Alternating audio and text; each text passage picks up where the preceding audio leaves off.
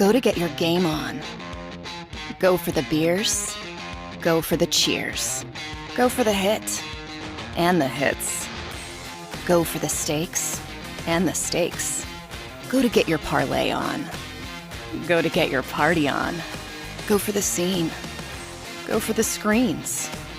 Go for the gallery. Go for the win. Go to Ocean. Visit theoceanac.com to plan your visit. The greatest fans on earth. It's a bold statement, but would you expect anything less from Philadelphia? 58 years of heartache creates a toughness, a grit, a resolve not found in most. Sure, our prayers were answered, but now that we've had a taste, we're looking for more. Pond Lehocky, official partner of the Philadelphia Eagles.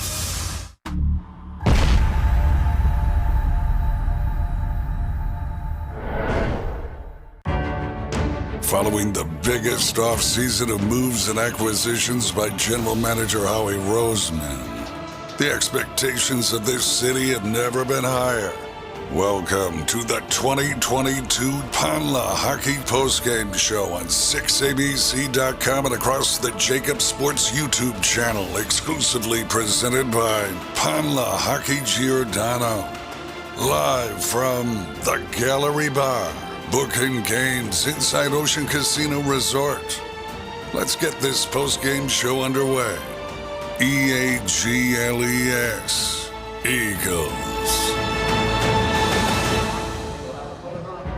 The NFL is a weird league, ladies and gentlemen. The Eagles lose 32-21. You know, that final score is misleading because they scored that late touchdown. But this is the Pond Lehocky Eagles postgame show. I'm Mike Missinelli with Derek Gunn and Seth Joyner. And guys, you know, at the end of it, they still had a chance in this game, even though they got beat up all game long with Washington running the football and Washington converting third downs out of nowhere. They hadn't done it all year long. And the play to Quez Watkins, which looked like it was going to give the Eagles a victory, he gets strip sacked, and they lose to the lousy Washington Commanders. Can you please explain this, D-Gun? I've said this for the last several days. There's nothing that should shock you anymore about what has transpired across the National Football League over the first 10 weeks. This has been one of the more unpredictable seasons that I have ever watched. And I had said on a number of platforms over the last 24 hours, this Washington team is a much more energetic team with Taylor Heinicke under center. They won their last 5 games have been decided by 4 points or less. They were 3-2 in those games, 2-1 with Taylor Heinicke under center. The laws of averages were bound to catch up with this team in their favor. And lo and behold, for the first time this season, the Eagles lose the turnover battle to Washington. It's that kind of season, Mike. Yeah, they're no longer undefeated, Seth. And we were looking at this game as another bop and looking at next week as a bop, but it stopped right here at home. Talk to me. Well, listen, if you turn the ball over 3 times in a game, you don't deserve to win. That's the first thing. The second thing is, you know, everybody has been riding my ass for all season long. Not me. Oh, you know. Here we go. Seth Joyner came out of the womb wanting to blitz, okay? Okay, I told you. I said that. Did I not tell you? Did I not tell you that it would catch up with this football team sooner or later? You know, a passive style defense sooner or later will bite you in the ass in the NFL. It always happens that way. Okay, it always happens that way. That coupled with the fact that, you know, Jonathan Gannon had no answer whatsoever for this rushing attack. They ran the ball 49 times for 152 yards, okay, and 2 touchdowns. Now, the average isn't that high. I think the average is something like, you know, 3.6 or 3.7 per carry, but it's just the sheer volume of runs because you couldn't make them get off the run, and once you couldn't get them off the run, then the play action became, you know, a problem. And Scary Terry, you know, it must have felt like Halloween for Darius Slay tonight because, you know, that's the way he played. But I'm telling you right now, the Eagles in a lot of ways offensively, I just think they had an off night. And I said it before. There's going to come a point in time where, as explosive as this offense is, they're going to have an off night, and they're going to need the special teams and the defense to lift them up. That's just the way the game goes. What special teams? But I'm talking about. They don't have special teams. You're right, but I'm saying they need that. I know. You're right. You're right. Listen, they hadn't played in a really long time, but they didn't get really a chance to do anything on offense. 51 plays in the first half to 19 for the Eagles. The Commanders wound up running 81 plays and ran the ball consistently against them, and he couldn't get off the field on third down. There has to be something. Why can't you get off? Why can't you get off the field on third down? Something because they couldn't stop the run to get them to stop the run to get off the field, and they didn't do anything all game long. I said it when Jordan Davis got hurt. I said, they're going to have problems being able to stop the run. There's no creativity to what Jonathan Gannon does. Okay, even when you're in your 5-man front, they're odd or even one way or the other, and the adjustments are just being made on the field as they go. When they're in the 4-man look, they just double the 2 tackles, and they push up the field, and the linebackers have no idea where they're supposed to fit under those circumstances. So where's the movement on the defensive line? Where's slanting the line? Where's some kind of loop, some kind of stunt, some kind of run stunt that allows you to have somebody come free where you can get this run game under control? And then you talk about the third down conversions. I think in the first half there was something like 10 for 12, 11 for 13. 9 for 12. 9 for 12. 9 for 12, yeah. In the first half. That's unconscionable.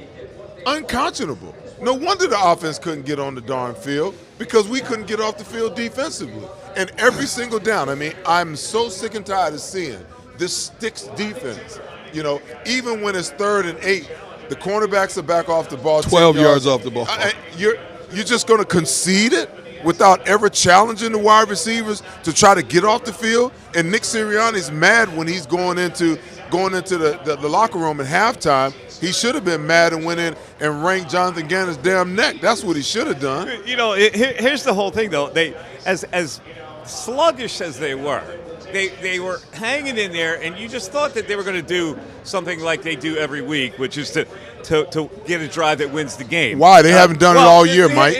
No, you're right, but they started to wake up. I thought Hurts hit Watkins over the middle in a big first down, and then he came back to Goddard, and they got that touchdown to Devontae Smith and made it 23-21. And you were talking about it. Taylor Heineke is just waiting to give this game back to the Eagles, and he did. He got greedy on a third down, and he threw a pass that he really should have drilled in there, and he floated it, and C.J. Gardner-Johnson intercepts it.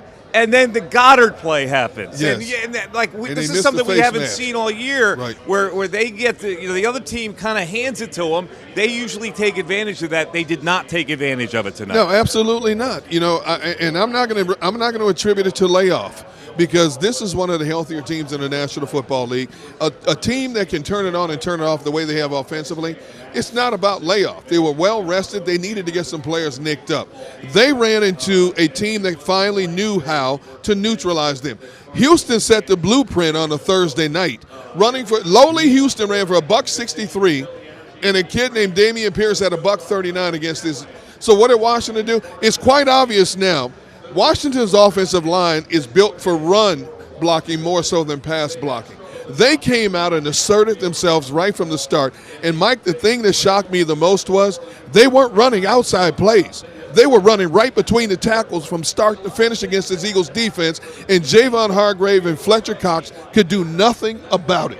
And, Steph, we talk about this all the time. When you have big tackles like this, you don't run away from them. You run right at them. But your defensive coordinator does not make any adjustments to stop it, not even at halftime. Listen, I'm trying to tell you, the way the NFL defensively is so fundamentally unsound. It's hard to watch a game and watch how they play. Fletcher Cox knows that he's going to get double teamed, but guess what he does? Instead of firing off the ball or going through a gap, he's just standing straight up. So now you got 600 pounds pushing on 300 pounds to standing straight up. What the heck you think is going to happen? So they push him off the ball 4 to 5 yards, and by the time, you know, the linebackers can decipher what's going on because they don't know, they can't tell whether the back is going to the right or going to the left. If the back comes one way or the other, now your gap is defined. Now you got to come downhill and you got to take that guard off his shoulder, you know, to the side to you. But when the back is running straight ahead, they don't know whether to go outside or inside. So they're standing there trying to figure it out. While they're figuring it out, Fletcher and Javon Hargrave are getting pushed 4 or 5 yards off the ball. By the time they react, he's got 4 or 5 yards down the field. All right, so who are the linebackers at fault? Are you absolving the linebackers? Are we absolving? Here's what I thought that sometimes you gotta box it up a little bit. Sometimes linebackers are gonna come and fill the gaps. They gotta step in. Well, and they fill have the to, gaps. but don't you have to then? If you want to stop the run, don't you have to get more people in the box at some point? Well, listen, this is the NFL that we live in. Even when you get 2 tight ends, you get 12 personnel, 2 tight ends, you know, and 1 back. Teams still play nickel situations. They don't bring the other linebacker back on the field, you know. So in a lot of these situations, this is what the Eagles face. You face regular personnel, but you're playing dime, so you're asking a safety to get down in the box and play as a linebacker, where the adjustment should be bring another damn linebacker on the field. So now you got more muscle, somebody that's used to playing that position. But listen, at the other end of the spectrum, Mike, what has to happen, okay? I don't know if you call the Eagles' defensive line small. I'm not so sure that you call them small, okay? But when you're getting pushed off the ball, the worst thing you can do is line up with a 2 technique and a 3 technique every single play and you never have any movement, okay? Because now the blocking schemes are defined. You know, you got to start moving guys, not only before the snap, but at the snap. Have guys jump gaps. Have guys, and you have to have some games, and you have to have some run blitzes against these teams who run the football against you, because it's pretty evident to me you don't have the muscle, the size, or the will to be able to dominate the line of scrimmage without Jordan Davis. It is shocking to me that you can go through a whole game not making adjustments when the team is clearly defining exactly what they're going to do fundamentally against you. They're going to run the football. Let me see a piece of paper you got over there. There's nothing flashy about Washington's offense. One of those big pieces of paper. One of these pieces of paper? Okay. Let me see it. All right, there you go. That's my script. So don't lose it. I'm going to hand it back to you in a second. What are you doing? This right here is Jonathan Gannon's call sheet. I'm serious. You watch him all game long. This is his call sheet, okay? So if this is your call sheet for a game, when you look at an offensive coordinator and he's got a flip chart that looks like this, okay? How much adjustments do you expect out of this? Well, listen, Seth, the only thing I'm asking fundamentally, how many defensive coaches do they have on this team where you go, hey, John, how about we do this? They're just running the football against us, between tackles. They're doing it all game. That's their game plan. We got to somehow change it up when we get off the field on 3rd down. They go get off the field on 3rd down against this team. This team is not a great 3rd down team. Hey, listen, I don't think they blitzed one time tonight.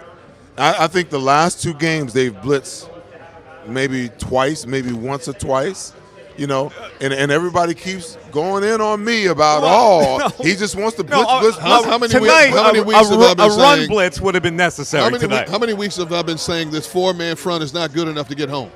With the money invested in this 4-man front, how many weeks have you heard me say that in a row? D-Gun, you're 100% correct, but why do you think they moved up in the draft to go get Jordan Davis? Because you know what? They couldn't stop anybody from running the ball on them last year. I get that. With the other 2 guys that they had. I get that. So now the whole how do you defeat the run? You're going to defeat the run.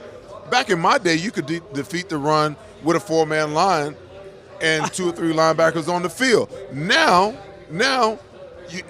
what they're telling us now is that offensive line play is so intricate and it's so powerful that you have to have a 5-man front in order to control the run. And I don't believe that. I don't believe that. I think the linebackers are not being coached well enough to be able to react to what they see, and they're confused about where they fit within the scheme. The integrity of defensive fronts are just shot, okay? If I'm a left defensive end and the ball goes away, my first job is to make sure that nothing's coming back, okay? These guys don't do that. The minute the ball goes away, they start chasing. And then here comes the bootleg. They're just fundamentally unsound. And I don't understand how coaches allow them to play this way. They got the wrong foot up. Their eyes aren't in the right place. All of these things that makes a defense sound and effective and good before the ball is even snapped. What are you reading, linebackers? What are you keying? What are you keying when it's play action pass and the offensive lineman is standing straight up, but you're biting up on play action? Why? They're just so fundamentally unsound, okay, that as an offensive coordinator, you can game plan against their unsoundness, against the fact that they're technically and fundamentally unsound. Yeah. All right. So listen, they won 8 straight games, but I'm looking at this game and I'm going.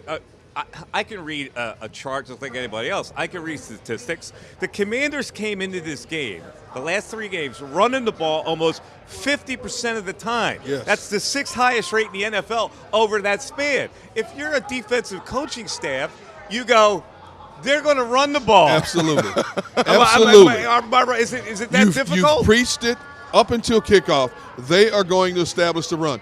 Every talk show format that you listen to that I've been a part of leading up to this game, that's all we talked about. Washington is going to try to establish the run. If we know that, how does the coaching staff not know that? I don't. Again, it's flabbergasting to me that, and then once they do it, maybe you thought you were just so good it wasn't going to matter.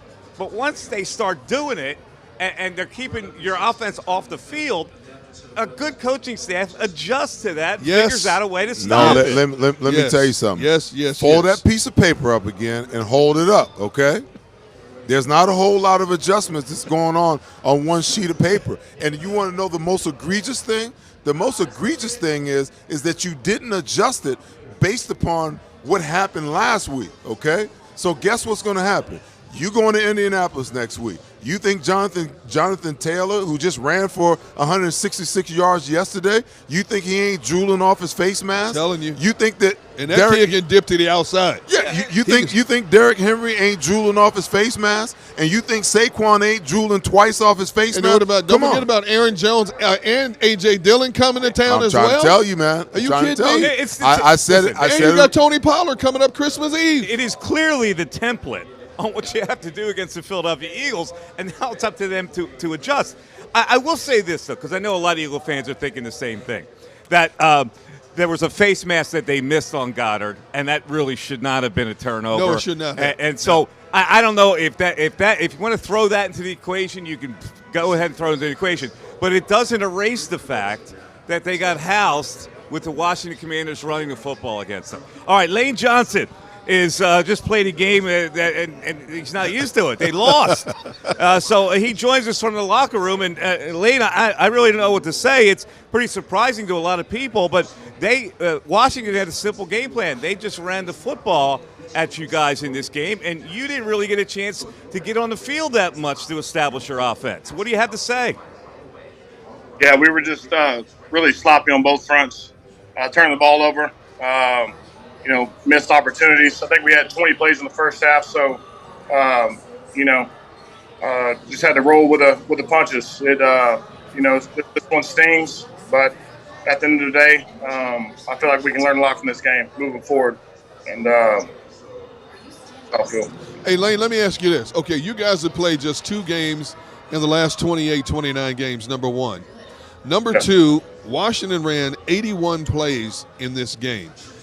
How much, if any, did the combination of the two affect offensive continuity or just the team continuity in general? Hey, we can make all the excuses we want. We turned the ball over. We didn't stop anybody, so that'll get you beat. So we know that. We know moving forward, teams are going to try to attack our weaknesses. And, from an offense point of view, we got to be better. had many times to we could have won this game and sealed it, and we didn't capitalize. So that's on us. Lane, you guys went into, the first game that you played them, and you guys tried to establish the run in the first half of the game, and it didn't work out. Then you guys reverted to the pass, and you guys really made some big plays in that first game. Tonight, you guys kind of reverse engineered it. You came out throwing the ball early, and then in the third quarter, you got the running game going, which actually got you guys back into the game. Yeah. And it kind of seemed like it was a little too late. I wonder, I know as an offensive lineman, the most dominant thing, for offensive linemen is to be able to just dominate the line of scrimmage so that when you got a kick, it's cake from there. But I'm wondering why reverse engineer it, when you guys have been running the ball so effectively lately? I guess just from the success we've had in previous games, these guys are having a hard time covering Devontae, AJ, Dallas. Today, we had plenty of times to capitalize. We made some good plays, but at the end of the day, we made some costly turnovers in key situations. And, every game's different. You would like to run the ball and be able to impose your will, but sometimes, the game just doesn't unfold that way. So you got to roll the punches. But moving forward, we just got to capitalize. But we had chances late in this game to put it away, and we didn't do that. So, it stings, but we can learn a lot from this moving forward. And we know teams are going to try to attack us and expose our weaknesses. So we got to work on those. Lane, it wasn't a mystery that, I guess, if you look at a weakness of this team so far, even though you went 8-0, it was that you really the defense hasn't stopped the run that well. Now, there's a lot of factors. You guys were ahead a lot, and maybe you're playing a little softer, or whatever it is. But I think now the teams look at this and they go, this is the way we need to beat them. We have to be very run-centric. And the Commanders did it early. They established it really early. And now this is not your department, I know, but when you're watching it on the sideline, you see this going on, you guys can't get back on the field. What's your assessment of what has to happen here against the run? Yeah, obviously we have some guys, that are hurt, that are injured. Looking forward to Big Jordan coming back when he's healthy. But, at the end of the day, there was times defense didn't make plays. There was times offense, we didn't make plays, turning the ball over. We had plenty of time to steal this game, and especially in the second half, we had times to where we could have won the game, and we didn't do that. So it is what it is. Like you said, teams are going to watch this game. They're going to try to attack us probably in a similar fashion. So moving forward, we know that, and you got to get it fixed in this league. Otherwise, they're going to try. They see a little bit of blood drip. They're going to keep coming. So we know that. Hey, Lane, knowing you like I know you, you're not going to make any excuses about anything when it comes to 60 minutes of football. Either you win or you lose, plain and simple. Yeah. But finally taking an L, does it kind of get a monkey off your back in terms of you guys have become the focal point of the National Football League because you were the last of the undefeateds? And everybody wants to talk to you when they go to your locker room about being undefeated, being 9-0, 10-0, 11-0, things like that. In some ways, could this help you guys refocus? Yeah, the whole thing anyway is like we should be ignoring anything. A lot of this game is about focusing. If you don't focus on your opponent and, any given Sunday, you can go out there and get exposed. And, a lot of this game, especially second half of the season, a lot of your fate turns down to being focused and staying disciplined. And we got to get back to that. So we didn't execute the way we wanted to tonight. But, moving forward, man, a lot of this game is keeping composure, staying focused under pressure, and execute whenever your number is called. And, today wasn't our day on both fronts. And, like I said, teams are going to watch this film, and, they're going to try to probably do more of the same. So we know that moving forward, and we got to get it fixed. Lane, I know it's a tough night, man, and, it sucks just losing any game. Tough after winning, 8 in a row to lose one. But I'm sure you guys are going to bounce back, and this week in practice you got, a tough opponent coming up next week. And the one thing that you guys have done, when you guys have had a lackluster game, and for eight times you guys have been able to pull it out and figure out a way to get it done, you have come back the following week and found a way to right the wrongs. Just evaluating and looking at it from that standpoint,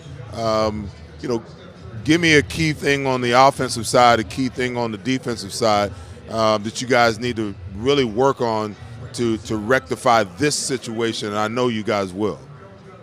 Yeah, I mean, a lot of what we talk about is, ball security. Going to this game, I believe, we're up there as far as turnover differential. And, doing that will help us win a lot of games. Playing sound defense, getting 3 and outs. I feel like the defense is on the field a lot tonight. Offense, like I said, man, we had our chance there in the second half. And this one stings, especially because it's a division opponent. These ones are critical for us. So, but looking ahead, man, we got some good teams, that we're about to play. So there'll be no mercy. There's going to be a lot of learning come from this film. And at the end of the day, man, you got to roll with the punches. We've been in much worse situations. I feel like the past few years, but you can learn a lot from a loss. You can learn a lot from adversity. So really, first time I feel like we've had that this year, and we'll see how we respond. Lane, thanks very much for hanging around. And I know short week Appreciate now, you, bro. to get ready for the Colts, who now are a little resurgent. So we'll see how this settles in. Thanks for being with us. We appreciate it. All right, guys. See y'all next week. All right, man. Take care, bud. So here's the question, guys. We're batting this around. Not that this matters anything, but there are a lot of people that were looking at this team saying, I'm really not convinced. They played a lot of weak teams. So let me ask you, does this game crack the Eagles? Where are they now in the power rankings? Where's the reputation in the league about how good this team is? I'll let you go first. Hey, listen, man. We had a good debate about this up in the green room. Yeah, we did. That's why Mike's trying to stir the pot. Yeah, I can't wait. But it's all good. I can't wait. It's all good. It'd be really tough for me, and we talked about it in pregame.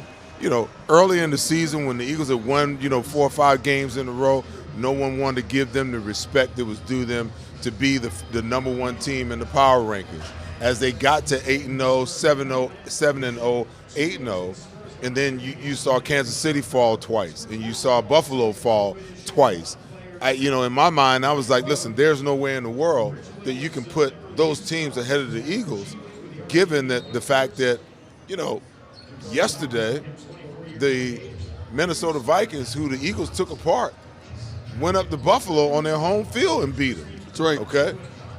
In light of the Eagles losing to the Washington Commanders tonight, they've slid out of the number 1 spot for me back to 3. I put Buffalo back in front of them, and I put Kansas City back in front of them in the power rankings right now. And a lot of people will begin to look at Minnesota and believe that Minnesota, with 1 or 2 losses, 1 loss on their record, may be ahead of the Eagles at this time because they lost to, the team that Minnesota beat. So I'm logically, I don't know. For me, I want to see how this team responds next week, before I go hell bent on saying where they belong in the pecking order. But just the fact that they lost to this team,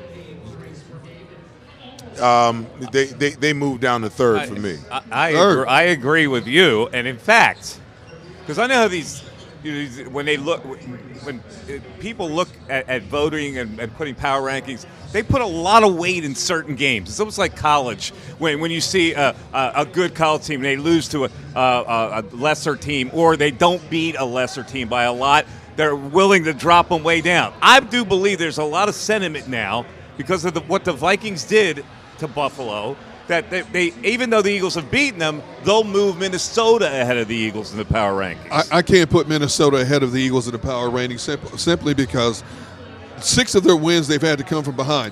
Washington gave them a game. Washington had them down 17-7 in the 4th quarter last week, and Taylor Heineke went to his Brett Favre motif and gave them the game.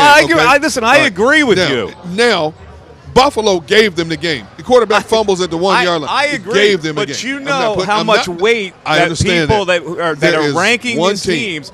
The Eagles weren't getting respect as it was. They lose to Washington on a Monday night. Minnesota outlasts Buffalo. I get it. And I think that's the ultimate twist of this whole game. They're just waiting to put the Eagles below the Vikings. I agree with what you and Seth are saying, but you asked me my opinion, and I'm saying right now there's only one team that I would even consider putting ahead of the Philadelphia Eagles right now. It would be Kansas City.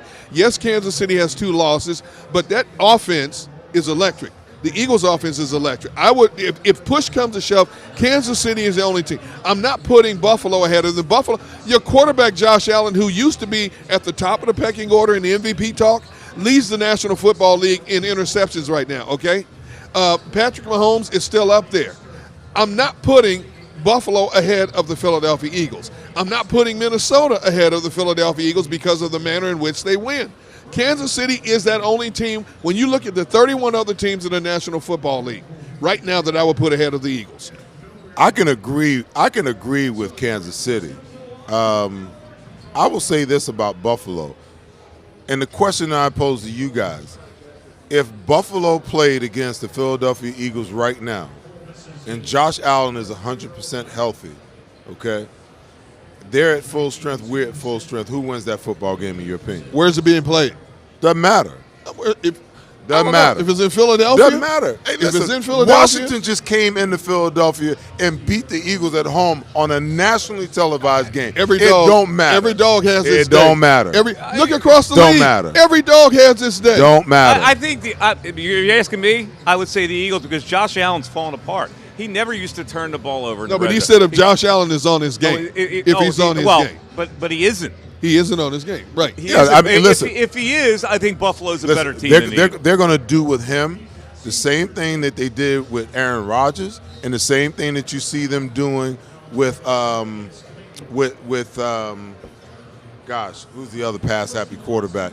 Anyway, they're gonna turn to their running game. Okay, and once they turn to their running game, Buffalo, that's going to remedy a lot of what they do. They put a lot on Josh Allen's plate. Okay, they ask him to make a lot of plays.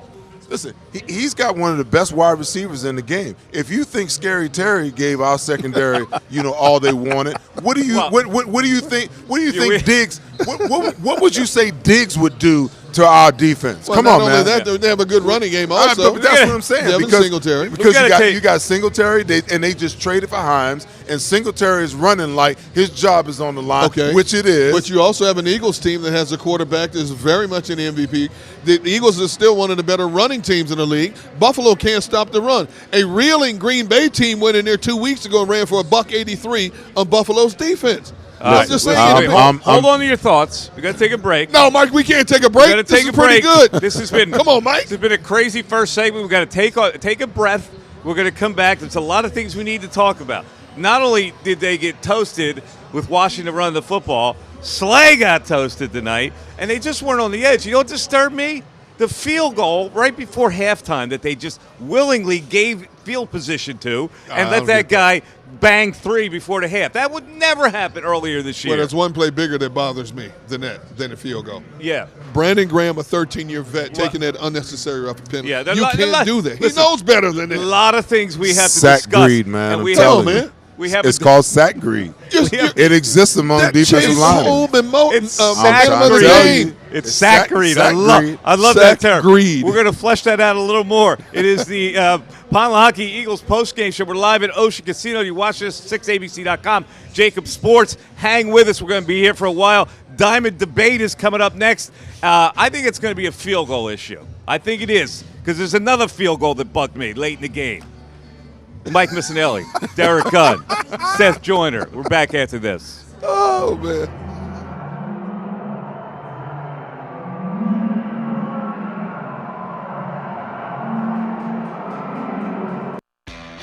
Go to get your game on. Go for the beers.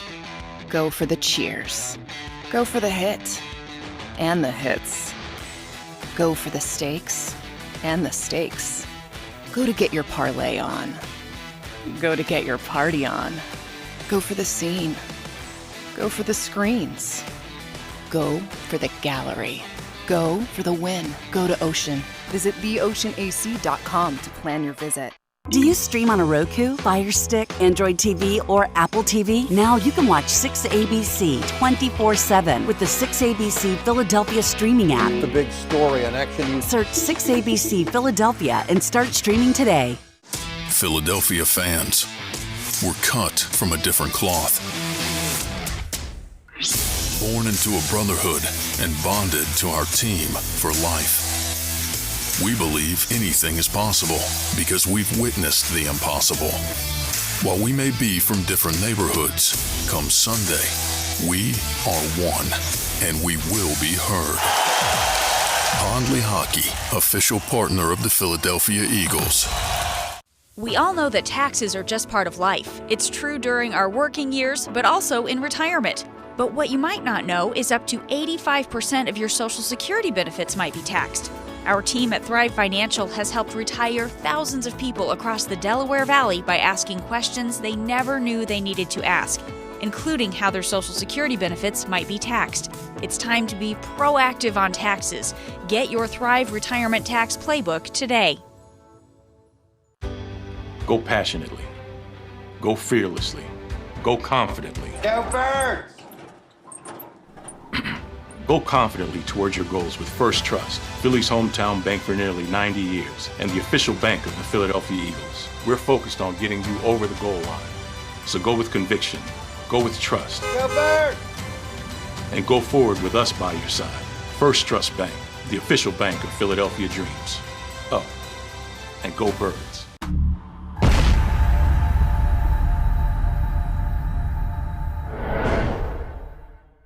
Go for the beers. Go for the cheers. Go for the hit and the hits. Go for the scene. Go for the screens. Go for the gallery. Go for the win. Go to Ocean. Welcome to Pond Lehocky. We've helped over 100,000 injured and disabled workers obtain benefits, as well as some of the biggest settlements in the state. If you've been injured at work, give Pond Lehocky a call. Score and save in southeastern PA and Delaware with Colony Pools this football season, and let the experts close your pool with a custom Merlin safety cover in green for the birds. And if you join our Winter Watch team, we'll give you another 20% off, and Colony Pools will handle it all. Keep your tiles on your pool, not in your pool.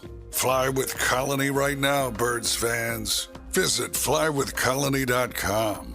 Don't wait until after Thanksgiving for leftovers. It's the new leftover sales event at Jeff D'Ambrosio Destination Downingtown. Jeff must get rid of hundreds of new 2022 vehicles on the lot. Rams, Grand Cherokees, Wranglers. Jeff has them all for less. Jeff has reduced prices and payments to the lowest they've been all year. And Jeff knocks down high interest rates. Save thousands, more than anywhere else. Plus, get more for any trade or lease return. You always win at Jeff's. Great selection, best price. Hurry in now. Jeff D'Ambrosio Destination Downingtown. Nobody treats you better. Black Friday sales event.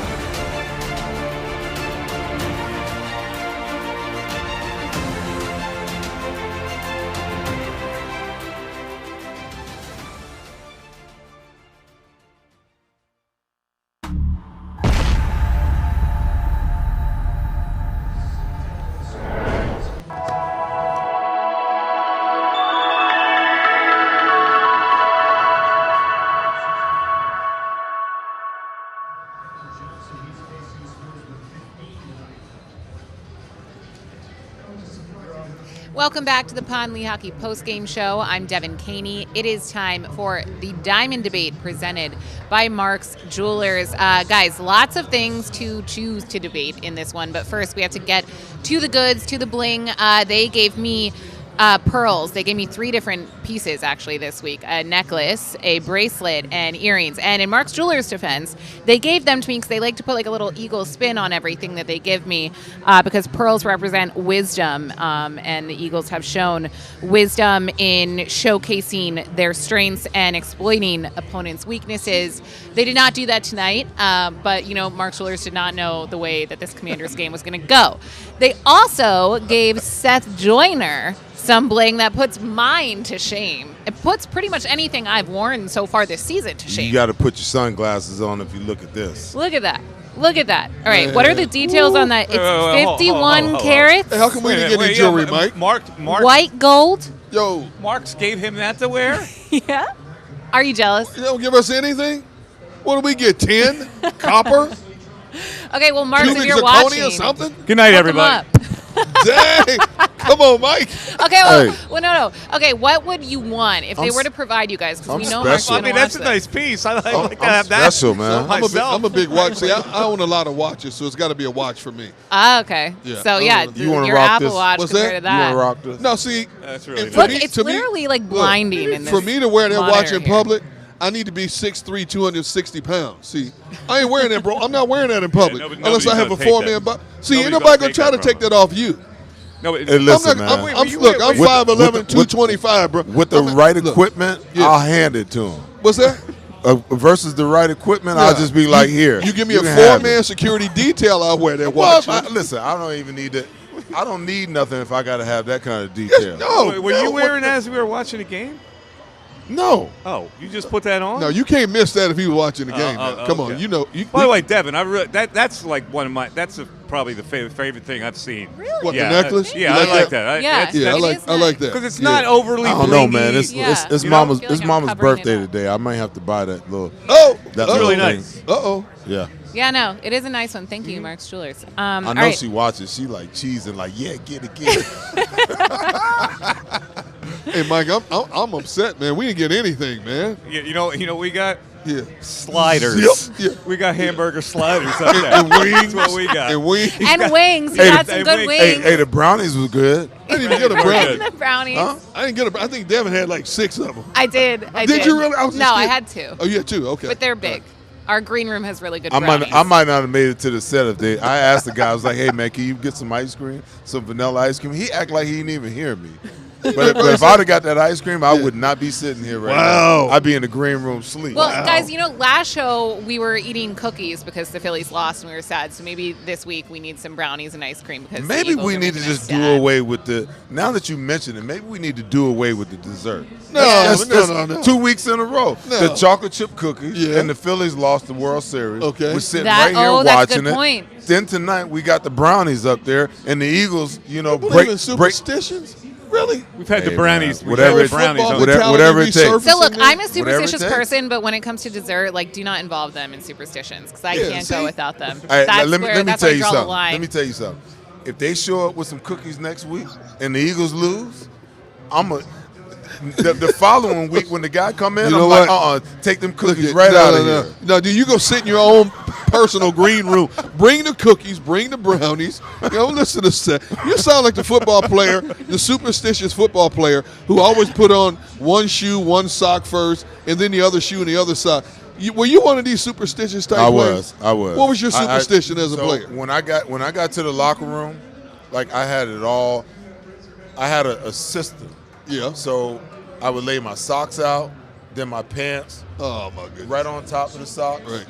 The jersey, the whole deal. I mean, and the right sock went on, then the left sock went on, then the pants went on, then the undershirt went on. I mean, and then I had my Walkman on. I had my same song that I listened to every single week. I mean, so what was the song? Yeah. Zap. I got the power, baby. Oh, that's a good song. Oh yeah. You see, And what happened if you didn't do it in that order? There was no such thing as not doing that in that order. Okay.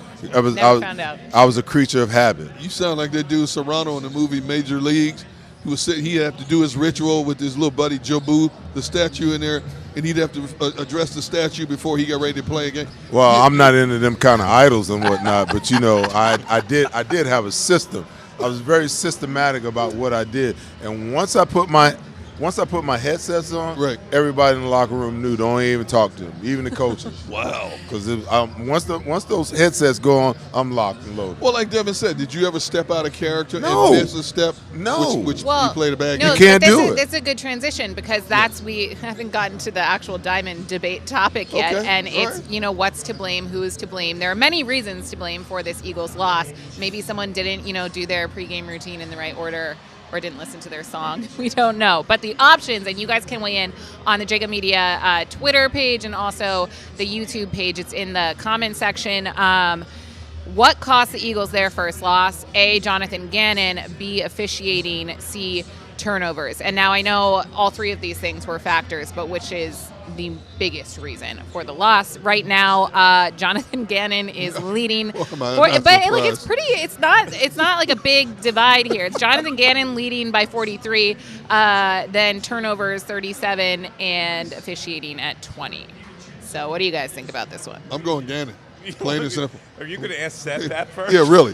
I had to jump in before he went on his dissertation. No, hey, listen, I'm a firm believer that, turnovers is one of the greatest indicators about winning football games and how you win, okay? I was always taught that 2 or more turnovers, you don't deserve to win the football game. Right. Okay, but we talked about it earlier. Jonathan Gannon had no answer. He had no adjustment. You cannot play in the NFL where you don't have an adjustment to what teams are doing to you. Because if you can't adjust, then guess what? They're just going to keep giving you more of the same. Absolutely. I said it, D-Gun, at the beginning of the game. When they came out and they started running the ball, we even talked about it in pregame. I said, listen, James Robinson is back 100%. Okay?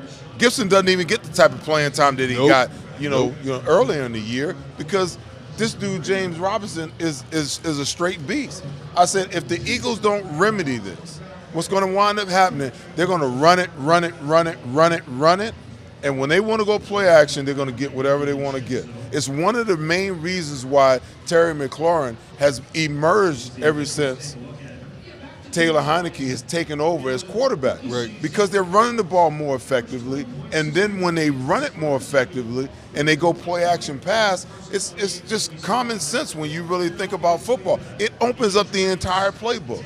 And I'm wondering now, why didn't the Eagles come out and at least try to establish the run early in the game to open up the playbook? And they had some success jumping out with 14 points, but they were one-sided. They didn't really get to their run game to the third quarter. I think it went back to how they feared Washington's run defense from that first game. Washington held them to 72 yards rushing. They tried to run the ball initially. Now, they didn't pick up steam running the football until the second half. They didn't commit to running until the second half. But they gave up on the run real quick. And I think Devin's list of what cost them the game most is too minuscule. It should have been like 6 or 7 different options on that. No, there were. It's honestly, Twitter only lets you have a few options. I know. So but I'm saying you can put Brandon Graham in there. You can put run deep. You can put poor tackling again. You're right. So many things happen, but the main thing is they did not adjust to the other team running the football down their throat all game long, and I don't understand it.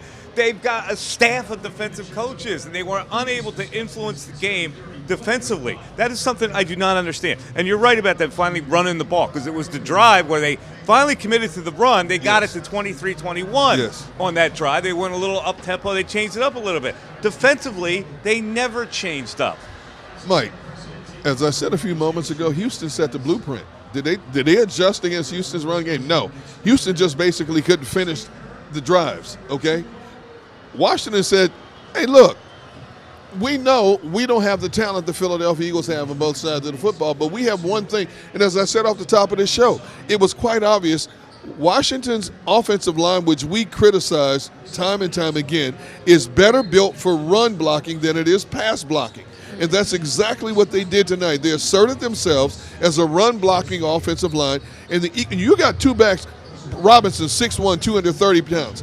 Gibson, 6'2", 225 pounds. That's almost 450 pounds of men coming forward. That one play in particular, and let's talk about tackling. You want to talk, Fletcher Cox and CJ could not stop Robinson at the goal line. He carried them to finish a 1-yard touchdown run. How big is Fletcher Cox? 6'5", 290 pounds. He couldn't stop that man at the 1 yard line. He had him in a bear hug. He couldn't stop him. All he had to do was lay his weight back, just go dead weight backwards. But it's like when you watch the Eagles tackle, and this is one of the biggest problems I have. Everybody's trying to tackle this guy shoulder height. Yes. Okay? Yes. He's got the same thing with Damian Pierce last week. Yep. This guy's got legs like trees. Yes. But you're going to try to tackle him up high. Shoulder pads. And you got 3 guys that's on his shoulder pads, and he's just dragging them along. Did anybody think about maybe I should hit him on the knee or hit him on the legs or tackle his legs, because guess what? He can't run without his legs. That's a problem across the National Football League. Everybody tackles like that. Yeah. Look at how many big backs you have in the league. You see it all the time. That one play was embarrassing where I can't remember if it was Gibson or Robinson who ran a middle run, and he carried 4 or 5 guys another 5 or 6 yards inside the 5-yard line. That's probably the most demoralizing play of the game. Let me throw this at you. No, the most demoralizing play of the game was Quez Watkins' fumble. Yeah. Well, okay, yeah, you got a point. So we didn't put Quez on that list also. Yeah. So, Mike, to your point, we've been talking throughout this whole undefeated run about player complacency. Okay, is it possible that there was some complacency among the coaching staff when you talk about Jonathan Gannon's inability to adjust to, what was before him?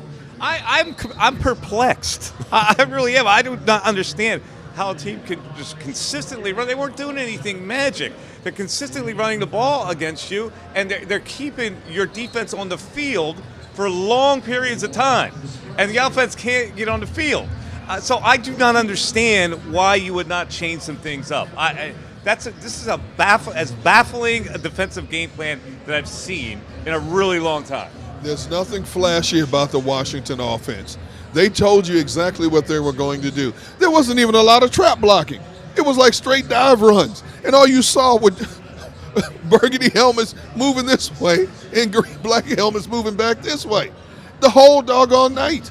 In the NFL, you see these trends about what works and what doesn't work. Okay, for the last 5 to 7 years, everyone has talked about the fact that the NFL is a passing league. Oh, you have to throw the ball in order to win. I think we're starting to see a resurgence of the run game in the NFL because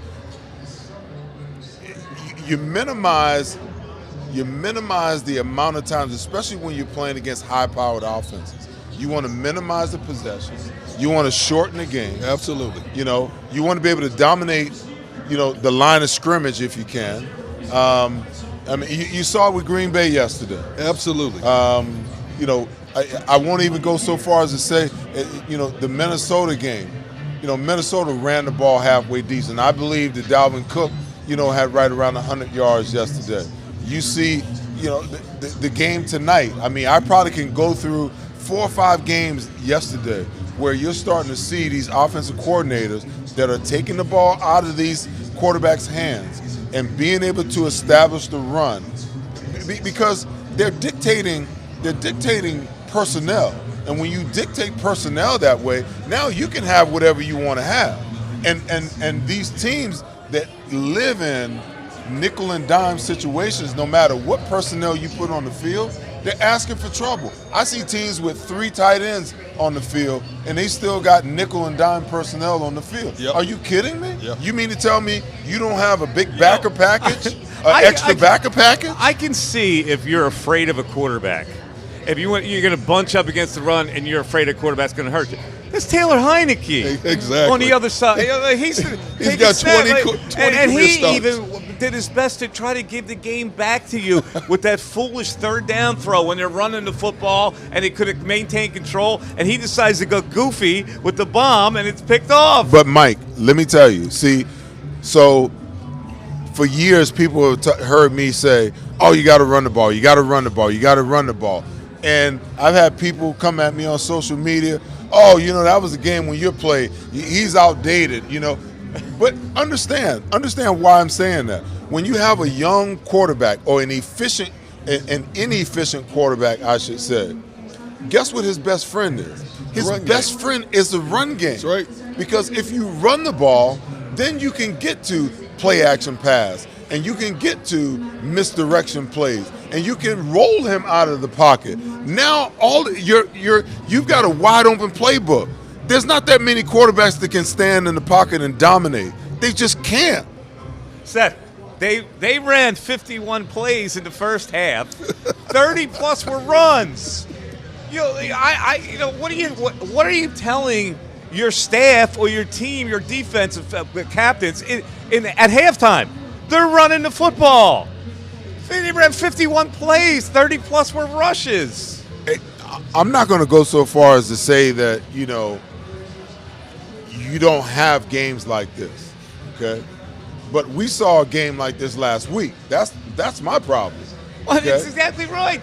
We seen a game like this last week. We got to change it up. So what do I say? What we see today is the future preview of what's to come. I say it all the time. And they're going to have to change. People think that I'm just talking out my behind. We've been asking. They're going to have to change. If they don't change after this game, they're never going to change. Mike, what if they don't have the ability to change? Yeah. You can't, you can't listen, make wholesale personnel changes. Maybe they don't have technically the ability to change, but they're going to have to junk something up to stop it because this is what teams are going to do to you every week. So, yes, they need to change. Hopefully they will. Who knows, Jonathan Gannon and whatever he's saying to his defense after this one. But the reason that we gave different options in this debate is because, yes, the defense could not stop the Commanders' run, but then you also look at things like Quez Watkins fumbling the ball, the Dallas Goedert face mask to a fumble. So many, the Brandon Graham. Yeah, they were right there. There were so many factors, they were and right they should have and could have won. You're right. They were right there. Regardless of the Commanders running all over them. So A.J. Brown didn't look right. Like, there's so many different factors that went into this loss that, to me, like, for the fumbles are just baffling. The Brandon Graham But what was play the most at the consistent thing that happened? Yeah, those things are going to happen where you're going to turn the ball over here or there. Right. The most consistent thing that happened was they let the other team dictate to them that they're going to run the football right at them. That was the most consistent theme of this whole game. Well, so I guess I'm trying to ask overall, like, what do they need to work on aside from obviously the rush defense? You know, like the fumbles, the bad officiating. Like, you can't control how a ref is going to call a play. Like, what else aside from the rush defense needs to be worked on before Sunday at 1 p.m.? I think they needed this loss to get a slap in the face, a wake-up call. Right. I do, too. I think they just weren't. I think that was the downside to being undefeated, to being 8-0. I said off the top of this show, for 10 consecutive weeks, we have watched football games where a number of games fall in the category of, wow, I didn't see that coming. This one definitely falls in that category. Wow, I didn't see this coming tonight, but we knew certain flaws about this team would eventually catch up to them, and it did in this game tonight. Now, from what I read before the game, supposedly Nick Sirianni in his team meeting with the players last night told them, we have to be more physical. Physicality is the key for this game against Washington. I just saw a comment from Brian Robinson after the game talking to the NFL Network where he said, we knew we had to out-physical this team. Who got the message and who didn't? Who was the more physical team from start to finish? And yet, with that said, the Eagles had their chance. It was one of those dog day afternoons. They finally got bit. They were not sharp. The first time this season, they lose the turnover battle. You know, Quez Watkins makes the catch. Did you think he was going to get the ball knocked out of his? No. Brandon Graham, 13-year vet, makes the play. You saw him shaking his head on the sideline. Yeah. He knew what he did. This team stepped out of character tonight, and it cost. You're right. They were aberrations. I thought the turnovers were aberrations. I mean, yes. Jalen Hurts hasn't turned the ball over hardly at all this year. No. And so he throws the pick, and then Goddard trying to make an effort play, gets the ball punched out, and there was a face mask on that play. Yep. And then Quez is trying to make an extra yard play. And gets caught from behind. Listen, sometimes you just have to give the other team credit for making plays. That's it. They out-physical the Eagles. So the two fumbles, okay? There's no way for Quez to know that guy's there. You can't say they have to stop their turnover. And you can talk about the referees missing the call, but at the same time, you can't account for a guy coming in punching the ball out, while you're trying to make a play. Now, the Jalen interception, that's just greed, okay? That's just greed. You got away with it. You got away with it against the Steelers, okay? It bit him tonight throwing in the double coverage, okay? Hoping that your guy can go up and make a play. Now, I hope that A.J. Brown, whatever it is going on with his ankle, isn't something that's serious, because he clearly just was not right tonight, okay? But I just feel like, listen, the MO for the Eagles, in my opinion, is still to run the football, to open up the offense, and that's going to allow Jalen Hurts to do whatever it is that he needs to do. But to your point, D-Gun, you talked about the flaws, okay? And when the Eagles win and we begin to, critique and analyze what went on during the game, and, people on social media chime in, oh, you just a hater. You doesn't even seem like, you're an Eagles fan. I'm like, are you out of your damn mind? Okay, I want this team to win as many games and as many championships for this city as possible. But I'm not the fanboy. I'm the analyst. You can be the fanboy. You're not going to ever see me walking around with an Eagles jersey on and an Eagles hat on. Right, Guess why? right. Because I'm not a fanboy. Right. My job is to be an analyst, to break down what it is that I see and and the flaws that I feel like somewhere down the line are going to cost the team. And we're going to talk about those things. So when I've been doing that for 8 weeks and people have been mad at me, tonight is the manifestation of what I've been talking about. Oh, Seth Joyner haters are punching air right now. So That's all I have to say. First of all, why do you listen to social media? Don't let those people get to you. Why do you bother? You're a big tough guy. You listen to people on social media? Man, if you cut me right now, I won't bleed. You want to know why? Because I got thick skin, man. I understand it. I can handle it. Listen, when you're opinionated, you better have thick skin. Absolutely. And you better have conviction. Absolutely. You better believe in what you say. So when I say what I say, I'm not worried about who's going to like it and who doesn't like it. Do you respond to these people? Absolutely. Especially because I love debate. Because you've given them what they wanted. No, listen. I love debate, and I love conversation, and I love to educate people. Wait a minute, Mike. Wait a minute. I love to educate people about this game that I love. Okay. Just the one thing that I will not and cannot tolerate is disrespect. Okay, but you know what you've given them? Exactly what they wanted. You've responded. You've given them exactly what they wanted. That's fine. A forum That's to debate fine. you whether they believe what they're saying or not. Why would you even do that? That's fine. Just don't do it disrespectfully. They don't care. Do you understand? Twitter, social media, they don't care. Do you understand that there's a little arrow up in the top right corner? You know what I do? Where I can click that arrow and block your ass. You know what I do? You know that? You know what? I have fun blocking people. Oh, of course. You know what? I Of love course. blocking Let me people. tell you something. But I've put up with 30 years of hatred that you're talking about. You're just getting it. I have 30 years worth of it. For years, a lot of my writer friends, a lot of writer friends in Philadelphia, I would ask, why do you block so many people? And they say, I'm tired of these people. I'm enjoying blocking people for the last year. I enjoy people blocking. I enjoy the debate. And will continue to block. I enjoy the debate, and I enjoy the fact that we can go back and forth. Okay, and at some point in time, if we don't agree, we're gonna agree to disagree and move on. But I'm not gonna let you come on my feed. Like, I'll post something, and someone will come on, and they're just like going in, and they're being disrespectful. I'm like, if I come to your feed, block. If I come to your feed, block. If I come to your feed and you want to disagree with me, that's fine. But you don't get to come to my feed and tell me I don't know what the hell I'm talking about and be disrespectful.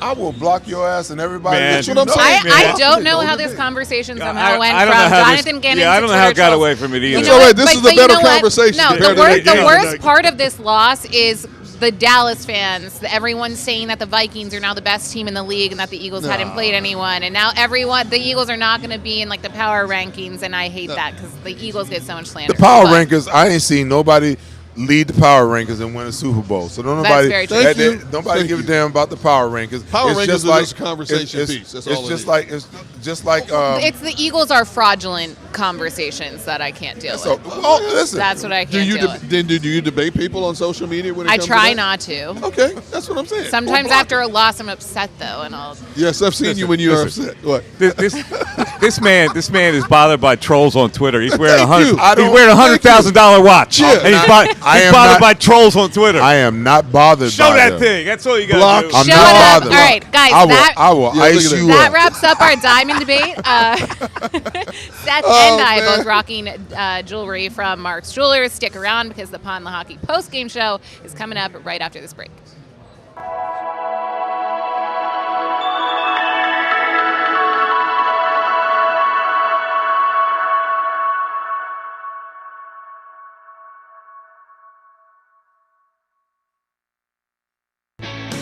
Hi everybody, my name's Jason Lombardi. I'm an inspector at DryTech.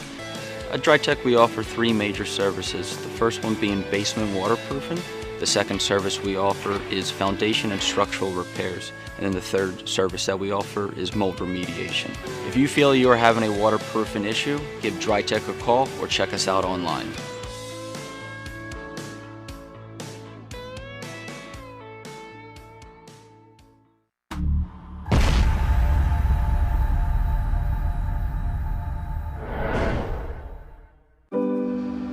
My husband hadn't missed work in 15 years.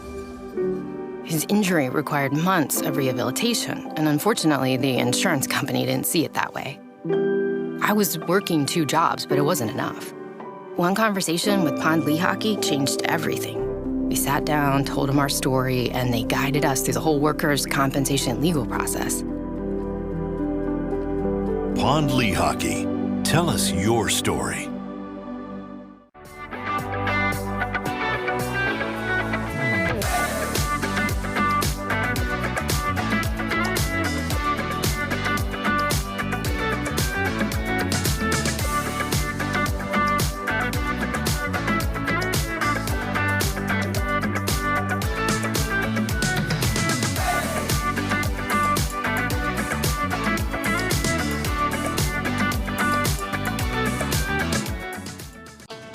The faces you know, the team you trust.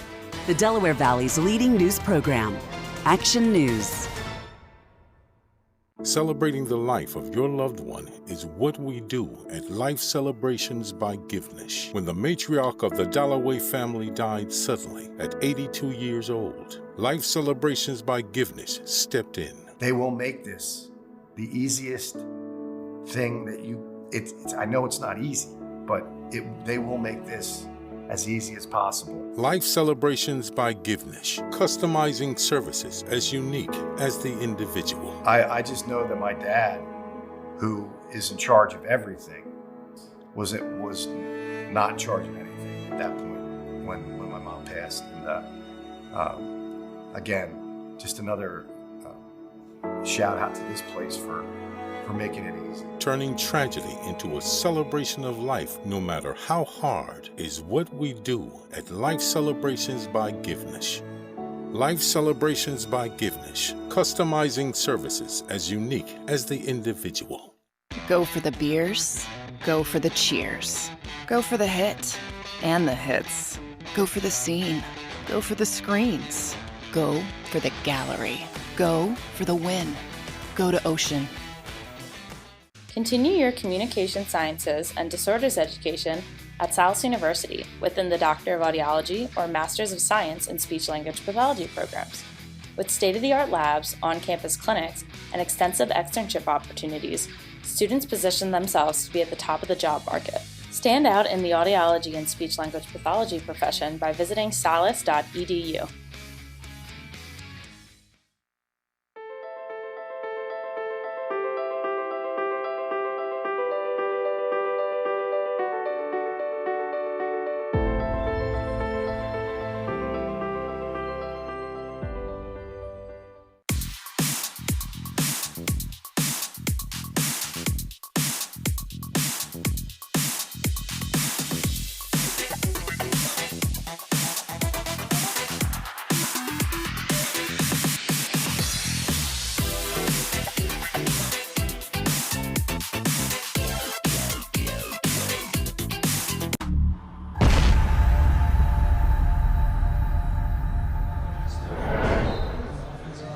All righty, welcome back to the Pond Lehocky Eagles postgame show. We are live from Ocean Casino. As you can see, the big bar in the background. Not many people left. They were very disappointed tonight. Mike Missinelli, Derek Gunn, Seth Joyner, Devin Caney will join us a little bit later. John McMullen will join us a little bit later with game balls, all that stuff. It's time for our 2-minute drill. I'm going to hit these guys with some quick hitters. I got to get this off my chest because it's bugging me. After Goddard was stripped, they gave the Commanders life. But they stalled. And so here comes a 3rd down and 13, and the play gets all messed up to the point where there's illegal men downfield. So now it's 3rd and 18. They declined the penalty and let Joey Sly attempt a 55-yard field goal, which he makes to make it a 26-21 lead. Now the Eagles need a touchdown. My question is, why would you decline that penalty, and why would you not give him 3rd and 18, maybe a 3rd and 18 blitz there? Why the guy just kicked a 58-yarder? Why would you not? Why would you let him hit that field goal? I don't get that. It just drove me nuts. I would have enforced the penalty, and if he's going to kick it, he hit a 58. You know what? Let me see you do it again. Yeah, I want to see you do it again. That would have been 60. Yes, I want to see now. Now, granted, the 58-yarder cleared the crossbar by at least 7-8 yards, okay? But still, the probability of him shanking it entail anything. I would have taken that risk more so than letting him have the 55-yarder. I mean, I don't get it. I mean, I thought it was just academic football. I think Nick Sirianni made that decision based upon the fact that the Washington Commanders were converting 3rd down conversions at 75 to 80%. 3rd and 18, Seth. 3rd and 18. Listen, Come I on, don't care. Seth. Come on, Seth. Listen, if when you make that decision, you're basically saying that I don't trust my defense or my defensive coordinator to make the call that's necessary to get the stop. Well, that's telling, isn't it? Isn't that telling? Okay, well, I mean, I'm asking the question. What other reason would you not back him up? I don't know why. That's because what's going to happen? You either going to stop him. You either going to stop him on 3rd down, okay, and make him kick a 60-yarder, right? Or he's going to complete one for 10 to 12 yards, right? And he's still going to make the field goal. Make an easier field. So however, he still has to throw that ball to do that. I agree. Exactly. Listen, I'm not fighting against you. I'm just saying. It was perplexing to me, that decision. There's a way to kind of read into everything that happens and everything that's going on. And when you begin to read into that decision, you got to ask yourself, why would you not do that? I'd be really curious. Yeah, I mean that's one of the questions I want to ask John if he was at the press conference. I want to know, what was his response, when asked, why didn't you take that penalty? I don't know. That just didn't make sense to me. All right, here's another thing in a 2-minute drill. Miles Sanders, like more than halfway through the game, had 2 carries. and then finally they committed to a run. They got a drive that made it 23-21. Why? I just don't understand. Like, there are a million coaches on these teams. Say, we got to get Miles the ball a little more. We got to do something different to stop the run. Why aren't those adjustments made? I don't know, Mike. I honestly believe the Eagles went into this game thinking, hey, this team held us to 72 yards rushing last time. We beat them through the air. We threw for well over 300 yards through the air. That's the MO. And sure enough, they come out trying to throw the ball against this Washington defense. They ran the ball a couple of times. They picked up a couple of yards. It wasn't what they thought. And the mindset had to be, we got to go to the air game real quick and jump on this team. I can't think of any other reason why, when you're one of the top running football teams in the National Football League, that you don't even try to establish the run early on against this opponent. I don't get it. Seth? Mr. Joyner? I honestly believe that this football team really wants to throw the ball. At the end of the day, that's what they're after. They want to put the ball in the air. They want to prove that Jalen Hurts can be the guy, and there's nothing wrong with that, okay? And sometimes, sometimes you can get a little bit arrogant when you're 8-0, thinking and believing that, hey, you know what? Everything that we do has worked so far. Let's continue to just, do it the way we want to do it. The players are out there. They're getting it done. They'll make it work. But to your point, it doesn't make any kind of sense. It doesn't make it – I mean, Troy Aikman even said tonight. Yeah, he did. Miles Sanders doesn't get many opportunities. Right. Well, they've had Miles Sanders on the pitch count ever since he got here. He's not going to touch the ball no more than 16, 17 times a game. The only time there's only 2 games that I can remember. One game 2 years ago when he got 28 carries, and when they played against Jacksonville this year, he had 27 carries. 27 carries in that game because it was raining and they couldn't really throw the ball. But why not give this guy more of an opportunity?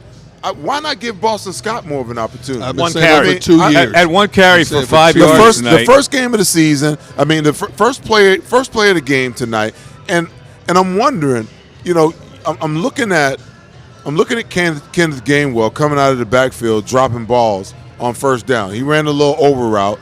Ball hit him right in the hands. He drops it. See, Boston Scott's not dropping that ball. And Boston Scott can do a lot of the things that Kenneth Gainwell can do, right? But he can also protect, which Kenneth Gainwell really, really struggles at. So how is it that Kenneth Gainwell has moved up the depth chart in front of Boston Scott? He gets more plays than Boston Scott, but he contributes absolutely nothing. What are the 2 words? 2 words, D. Draft pick. He wasn't their draft pick. Draft pick. He wasn't their draft pick. Isn't it about production and meritocracy? No, that's when you play. Wait a minute. That's when you play. It should. That's football's changed. The NFL is based and built upon meritocracy. You're absolutely right. But It should be. But that's not the way they do it. They're going to give their draft pick a chance to do it before Absolutely. they're going to get Every a guy team involved. does that. So how many years are you going to watch this guy waller in nothingness? Okay, if you decide that Miles Sanders isn't your guy next year, you're going with Kenneth Gainwell as your guy next year? Possibly, unless you pick one up in free agency or draft another one. I'm telling you. Yeah, That's the way they work. Listen, they'll probably draft another one. So we're not. Our fortunes are not going to be based on Kenneth Gainwell's career, the rest of his career. So, all right, one quick thing before You we said get to John draft pick, McMullen. right? You said draft pick. Well, that's why he gets the priority now over Boston Scott. But he's not going to get. They're going to recruit right over him. Production should be the priority. Okay, that at the end of the day, that should always be the priority. If I've got a guy, why is it that Nakobe Dean is not playing? Nakobe Dean is not playing right now because guess what? The other guys are producing over him. Right. Now, that's saying a lot because the linebackers have played awful the last 2 games as far as the run game is concerned. But you're talking about he's another draft pick. If that's the case, why isn't he playing in front of Kazir White? Well, it's because those guys are better players. Boston Scott is a better player than Kenneth Here's Gainwell. the Would bottom- you not agree? Here's the bottom agree. line. They I need, agree they 100%. need somebody better than Kenny Gainwell or Boston Scott. No, listen. Every team seems to have it. The Eagles don't. Every single time that you give Boston Scott an opportunity, the kid does Sometimes. nothing. Every time. Every time. I've been screaming for 2 Every years. time that you give that kid why an Boston Scott is opportunity, not playing. he produces, okay? They just don't want to give him the opportunity to shine the way in front of Kenneth Gainwell. That's why they went and drafted Kenneth Gainwell. All right. They're both smaller backs. They need to upgrade. They need a bigger back. Yeah, but they need a bigger I do back. agree, Boston. I've been saying this since last year. One quick thing before we get to John. You mentioned the turnover. They haven't lost the turnover battle all year. In fact, the stat that they rang up on the TV broadcast, they were the 3rd team since 1940 with a turnover advantage in their first 8 games. It didn't work out in this game, and we didn't think they were going to be undefeated. We just didn't think it was going to be this game, and we didn't think that Washington was going to win the turnover battle. No. So that's why we're reeling here for a little bit. Hey, well, listen, they're still plus 14 in the turnover ratio. Yeah, so those turnovers were more of an aberration than hey, listen, you're going to have games like that from time to time. This is exactly why I say this is why you have 3 phases to professional football or football period. It's what makes football so great because you have an offense, a defense, and a special teams. It's very, very rare that you go into a game where you have all 3 phases that are clicking. At some point in time, one phase or the other is gonna falter, and you're gonna need the other 2 to pick up. Yeah. Okay. Absolutely. And if you have that happen, your chances of winning are exponential. But you can't have both phases sputtering or 2/3 of the 3/3 sputtering and expect to win. It just doesn't work that way. All right, let's get to the man who covered this game down at Lincoln Financial Field. Is he ready? No, he's not ready. Oh, okay. I didn't know that John wasn't with us. All right, so they lose at 32-21. We've got all kinds of stuff that we're talking about as far as whether they're still in that slot as the best team in the NFC and how good are they overall. There were a lot of people waiting for the Eagles to fall. A lot of people out there were saying they weren't as good as their record would indicate, and so they were handed a gift tonight, all those naysayers. We've talked about it week in and week out about this team's ability to overcome the few adversities they've had this season. Third quarter has always been that lull period when they seem to go to sleep and allow opponents to get back into the games, except a few. And then, of course, the light switch goes on and they extend themselves and go back to what they do best in that fourth quarter. Eventually, it's going to catch up with you, Mike, when you're not sharp. This team was not sharp tonight. You look at some of the decisions they made, their inability to stop the run. We've talked about this. Jonathan Gannon, his defense cannot make the adjustments to stop the run, number one. Number two, you got guys making mental mistakes. Brandon Graham, Quez Watkins, it happens, okay? We saw a Washington team, and as I said, this Washington team is a much different, energetic team with Taylor Heineke, even though we agree that Taylor Heineke is an habitual backup. But for whatever reason, and I think they look at it as a breath of fresh air compared to what they had to go through with Carson Wentz. But he was 2-1 as a starter coming into this game, and the team was 3-2 in their last 5 games, all decided by 4 points or less. They found a way to get it done tonight. The laws of averages finally flipped over to their side at the expense of the Eagles. Seth, do they bounce back, or is this the type of loss that they start doubting themselves? Well, I mean, for the first time tonight, they didn't play, complimentary football. I would stretch to say they haven't played complimentary football the last 2 weeks, okay? Because you can't be successful as a team, especially as a defensive team, if you can't control the run. And they can't control the run. They have no answer for it whatsoever. And it's just going to get worse, from here on. So whether they bounce back, listen, I believe that the offense will bounce back. There's no doubt about it. Jalen Hurts is not going to keep throwing interceptions. Quez Watkins and Dallas Goedert aren't going to come back next week and fumble the ball away. That's not going to happen. But I don't see any remedy, in the interim for Jonathan Gannon and his philosophy about how you play defense. You can't stop the run. You're not aggressive, as far as, bringing pressure. I heard the telecast tonight. They were even talking about, the Commanders and talking about, they're one of the top pressure teams. And they got a boatload of first rounders over there. But yet and still, they blitz almost 25 to 30% of the time. They do. I would imagine that the Eagles got to be somewhere, down in the 10 to 13 percentile, and you just can't survive in the NFL being that passive. You just can't. Now, it's worked for them for 8 games, okay? But that monster's reared its ugly head today. We'll see whether it continues to rear its ugly head from a pressure standpoint. But the fact that teams, that they can't stop the run until they get Jordan Davis back, that ain't changing. All right, we finally have the man who covered the game tonight down at the stadium. Let's bring in John McMullen. John, listen, we knew they had to lose somewhere along the line, so the L is not shocking, but the methodology of the L is shocking because we've had warning that they are weak against the run, and Washington exploited it. How shocked are you that this happened tonight without any adjustments?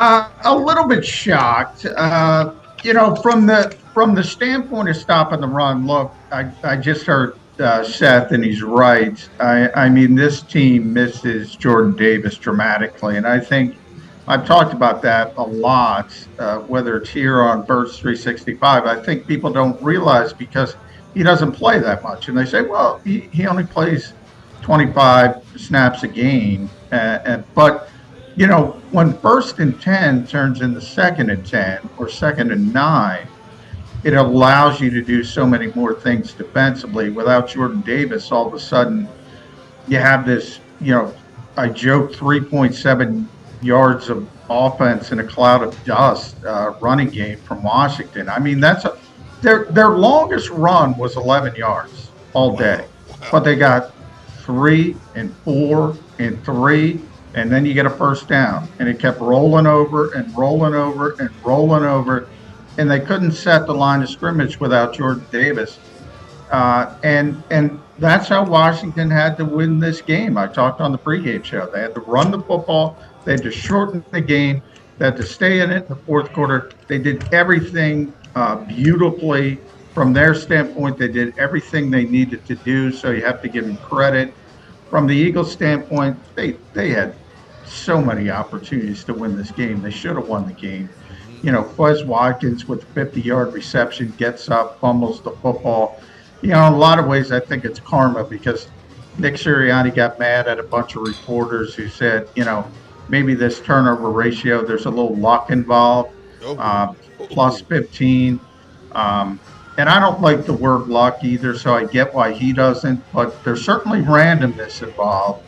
And you saw it today. Sometimes the ball doesn't bounce your way.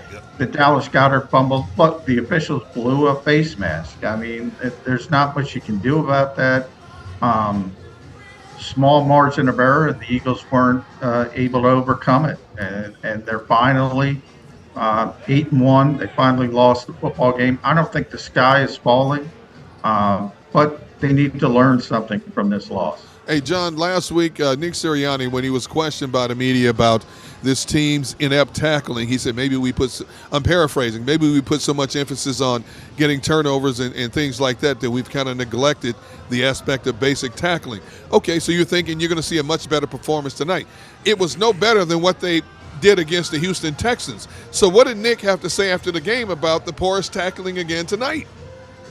Yeah, I mean, I'll have to watch the game again. I didn't get the feeling that the tackling was as bad as it was in Houston. It was really bad in Houston. It was Detroit level bad in Houston. I didn't get the feeling there. I got the feeling they didn't set the line of scrimmage. I mean, they got pushed back. So that's what Jordan Davis does. He sort of makes sure everything is anchored. It becomes a little bit more difficult. And as I said, you know, their longest run of the game was 11 yards from Brian Robinson. So it wasn't like they were getting gashed like Dameon Pierce down with the Texans. Although, you know, next week it's Jonathan Taylor. So those 3-yard runs might turn into 6 or 7 with Jonathan Taylor. Or, you know, maybe 50 if he gets loose. I mean, that's a different kind of back. They're going to have an issue defending the run without Jordan Davis, bottom line. And he's not coming back. And I think people say, well, he'll be back for Tennessee and Derrick Henry. No. That's when he's eligible to come back. That doesn't mean he's coming back from a high ankle sprain. He was in the locker room leading up to this game. I saw him. He was still limping. So there's no guarantee he's going to be back. They're going to have an issue stopping the run without him. John, did anybody ask Nick? You know, you said he was in a little bit of a mood after the game. Did anybody inquire why he declined that 5-yard penalty? You know, at the end of the half, rather than taking it and putting the kicker in a situation where he's kicking a 65-yard instead of a 55-yarder. Yeah, he did talk about it a little bit. I think ultimately, you have to give Joey Sly a lot of credit. He kicked a 58-yarder, I think, and a 55-yarder. So those are big kicks. And, you know, he's not Justin Tucker. So I don't know if you expect somebody to hit that. You know, it's one of those things where you know, probably in hindsight he would like it back. But, you know, at times, and when somebody kicks a 58-yard field goal that isn't named Justin Tucker, sometimes you just got to tip your cap to the guy and say, that's a hell of a kick.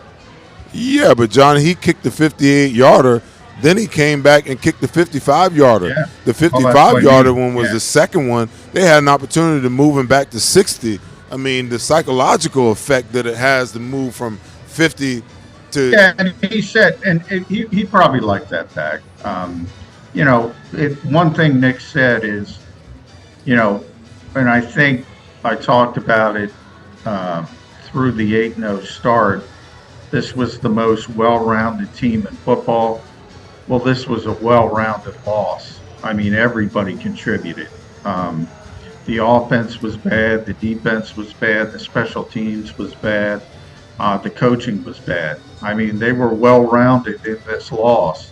There's no way they should have lost this game. They all had to contribute, literally. Each grouping, you know, the offense could have picked up the defense. The defense could have picked up the offense at times. The special teams, I mean, I don't. If you guys saw the Aaron Cepas punt where he had this sort of Australian rugby it down, and they got called for a penalty because it was a legal man downfield. I don't know what the heck Kayvon. I've never seen somebody so free in my life. He just came off the edge. Kayvon Wallace is a personal protector. He ignored him. I mean, this team just fell apart today, and coaching was a part of it. John, well, let me ask you about the Slay did not have a great game tonight. McGuire, I mean, we're focused on what Washington did rushing the football, but he really got a lot of good separation on Slay tonight. What was up with that you think? Well, a couple things. Terry McLaurin seems to own the Eagles. I don't know what it is. I mean, you saw week 2 when Justin Jefferson was in here. They were able to do some nice things against Justin Jefferson, who, you know, is a different level of a receiver. Terry McLaurin's a very good player, but boy, they struggle with him, and it's pretty consistent. Today was, look, you've seen it since Jonathan Gannon has gotten here. You know, they play a ton of quarters coverage. They play a ton of zone coverage as a whole. And when you don't communicate on the back end, it looks ugly. And guys were not communicating today, and they were passing guys off. Terry McLaurin mostly, because, you know, he was the one who did the vast majority of the damage in the passing game. They were just passing them off when they weren't supposed to. There were guys not picking them up in zones. It was just a mess out there. It really was. And it was surprising considering the first eight games of the season. Hey, John, we saw A.J. Brown on that out route stick his foot in the turf, and when he made the catch, even before he caught the ball, you could see him limp in favor of that ankle. Any update from him or anybody else close to him in terms of, because he didn't look right the rest of the game, to be quite honest. Any update on that? Yeah, EJ himself said he rolled it and rolled his ankle. He said he'll be fine. But it was clear that he was not the same guy, as you mentioned, Egon. He was not. He gutted through the game, and he had tape on the ankle if you saw it. But Nick admitted after the game that, yeah, they had to shift things around because he was more out there as a decoy than anything else, because he couldn't play like A.J. Brown usually plays. So that really impacted the Eagles' offense as well. More Devontae Smith, more Quez Watkins. And, you know, Quez, he had 4 targets. He caught him 4, all 4 of them. 80 yards. He had the big 50-yard gain. And, man, if he just finished that play, he didn't even have to finish the play. He could have stayed on the ground. I think the Eagles had the momentum. They would have eventually went in to score. Tries to get up. St. Jude's punches the football out. You know, maybe that was karma, because Nick made a big deal about how there's no luck involved. Our ball security is because we teach it, we preach it, we do this, we do that. Well, they saw today that when the ball doesn't bounce your way, some bad things can happen. Yeah. John, 2 things. Want to talk about, you know, the struggles that Slay had. And one of the things that I noticed on the defensive side is that, you know, you talk about that quarters coverage. And, you know, when you're playing quarters coverage, you know, sometimes you got to disguise. You can't line up 4 across on the back end and give a quarterback a pre-snap read, because the quarterback knows that, and the wide receiver knows in that coverage that you've got 3 guys on the inside that's taking care of everything that's underneath, okay? Anything from the numbers to the outside, that's an easy pitch and catch, So I'm not understanding why the Eagles aren't disguising that coverage where you get the corners up. Once the quarterback gets into his cadence, you can bail him off and play quarters, from a bail perspective rather than lining up pre-snap and just showing it to him. And again, I believe that Bradbury and Slay are much better cornerbacks, when they're up playing up on the wide receivers rather than off. Because when you're off, if your technique isn't perfect, any kind of stem moves or stutter moves that the wide receiver gives you that you react to, now you're always a step off, and that completion is really, really easy. So talk to me about that. And then lastly, you said, the sky isn't falling, just because they lost one game. Maybe it is to a certain extent, because if they can't stop the run, the next 5 opponents are going to do the same exact thing to them, okay? And if they dominate the time of possession and dominate the line of scrimmage the way they dominated tonight, it's highly likely, that the Eagles are going to struggle through the next 5-6 games. Did he get he got froze out? I talked him into the freeze. Your question was so long, he froze. Hey.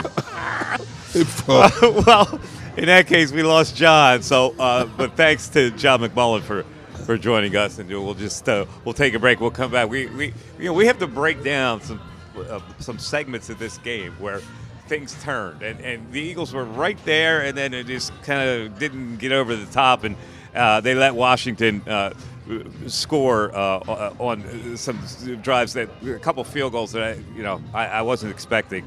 But we have our drive of the game that's coming up, and it's the Pond Lehocky Eagles postgame show. We're still doing it live right here from Ocean Casino. We're back after this.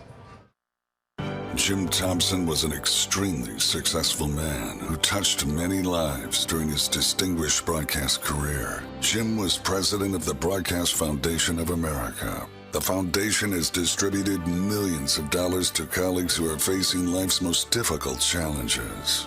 And the foundation has created a special fund in honor of his work. To make a donation in his name, simply visit the foundation website at www.broadcastersfoundation.org.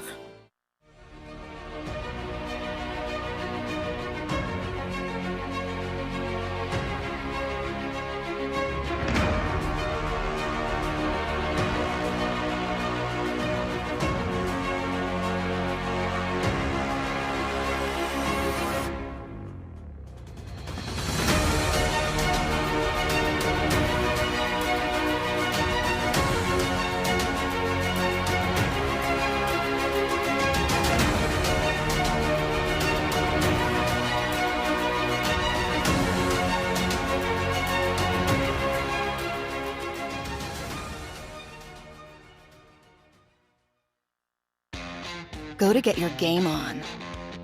Go for the beers. Go for the cheers. Go for the hit and the hits. Go for the stakes and the stakes. Go to get your parlay on. Go to get your party on. Go for the scene. Go for the screens. Go for the gallery. Go for the win. Go to Ocean. Visit theoceanac.com to plan your visit. The greatest fans on earth. It's a bold statement, but would you expect anything less from Philadelphia? 58 years of heartache creates a toughness, a grit, a resolve not found in most. Sure, our prayers were answered, but now that we've had a taste, we're looking for more. Pond Lehocky, official partner of the Philadelphia Eagles. Go passionately. Go fearlessly. Go confidently. Go Birds! Go confidently towards your goals with First Trust, Philly's hometown bank for nearly 90 years, and the official bank of the Philadelphia Eagles. We're focused on getting you over the goal line. So go with conviction, go with trust, Go Birds! and go forward with us by your side. First Trust Bank, the official bank of Philadelphia Dreams. Oh, and go Birds. Score and save this football season on your car insurance. Before the next game, save up to 40% on your auto insurance policy. That's right, 40% savings. Call an Audible this season and contact the Del Val Insurance Group. They're an advocate for you, not an insurance company. That means they'll get you the right coverage and save you up to 40%. Call managing partners Fran or Jim of Del Val Insurance, 215-354-0122, or score and save at dvigi.com. dvigi.com.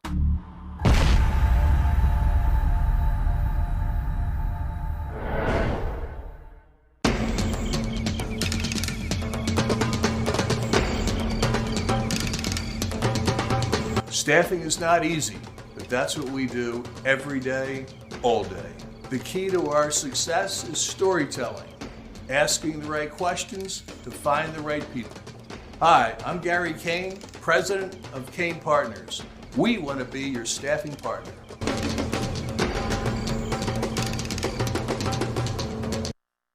Welcome to Pond Lehocky. We've helped over 100,000 injured and disabled workers obtain benefits, as well as some of the biggest settlements in the state. If you've been injured at work, give Pond Lehocky a call. Go for the beers, go for the cheers, go for the hit and the hits, go for the scene, go for the screens, go for the gallery, go for the win, go to Ocean. Don't wait until after Thanksgiving for leftovers. It's the new leftover sales event at Jeff D'Ambrosio Destination Downingtown. Jeff must get rid of hundreds of new 2022 vehicles on the lot. Rams, Grand Cherokees, Wranglers, Jeff has them all for less. Jeff has reduced prices and payments to the lowest they've been all year. And Jeff knocks down high interest rates. Save thousands, more than anywhere else. Plus, get more for any trade or lease return. You always win at Jeff's. Great selection, best price. Hurry in now. Jeff D'Ambrosio Destination Downingtown. Nobody treats you better. Black Friday sales event.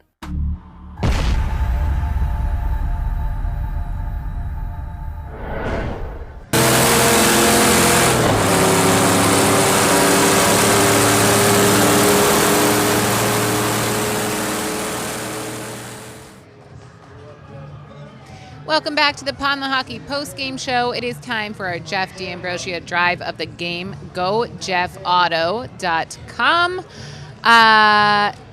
All right, guys, who wants to go first? Is this the drive of the game? Good. Can I give it to the the Commanders? Because I'm gonna give it to the Commanders, and here's why. They went 16 plays, 86 yards, and they turned up 7 minutes to take a 17-14 lead, and guess what? They never lost that lead. That's right. They got a couple field goals to add it, and the Eagles never recovered from that. They drove the ball down their throat, 86 yards, 16 plays, 7 minutes of clock. That's my drive of the game. Deegan? I have to agree with him. That's exactly the drive I'm looking at. When they went up, I didn't think there was a team that could put a 16-play, 7+ minute drive on this team. They did it. Especially not this Washington team. They did it.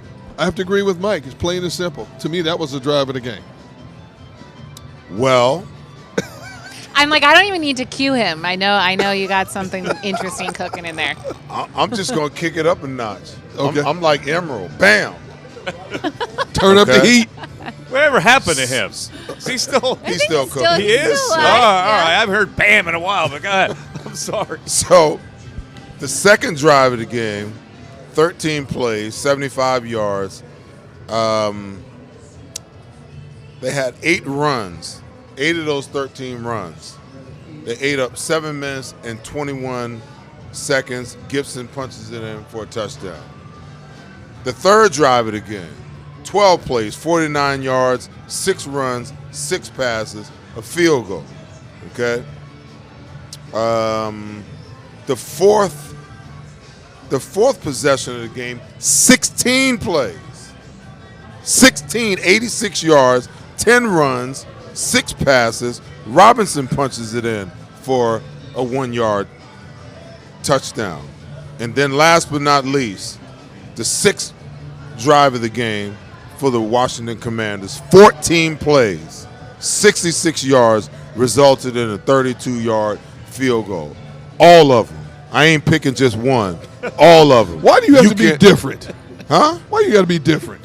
Because pick one, man. No, I'm not picking one. No, I'm not picking one. I get your point. Listen, I get your point. They ground them up. If they don't have any other drives in this game, as a defensive coordinator, that's enough to make you pull your damn hair out. Well, if How about that? If you're going to do that, wait till you see who gets my game ball then. They scored on 5 straight possessions.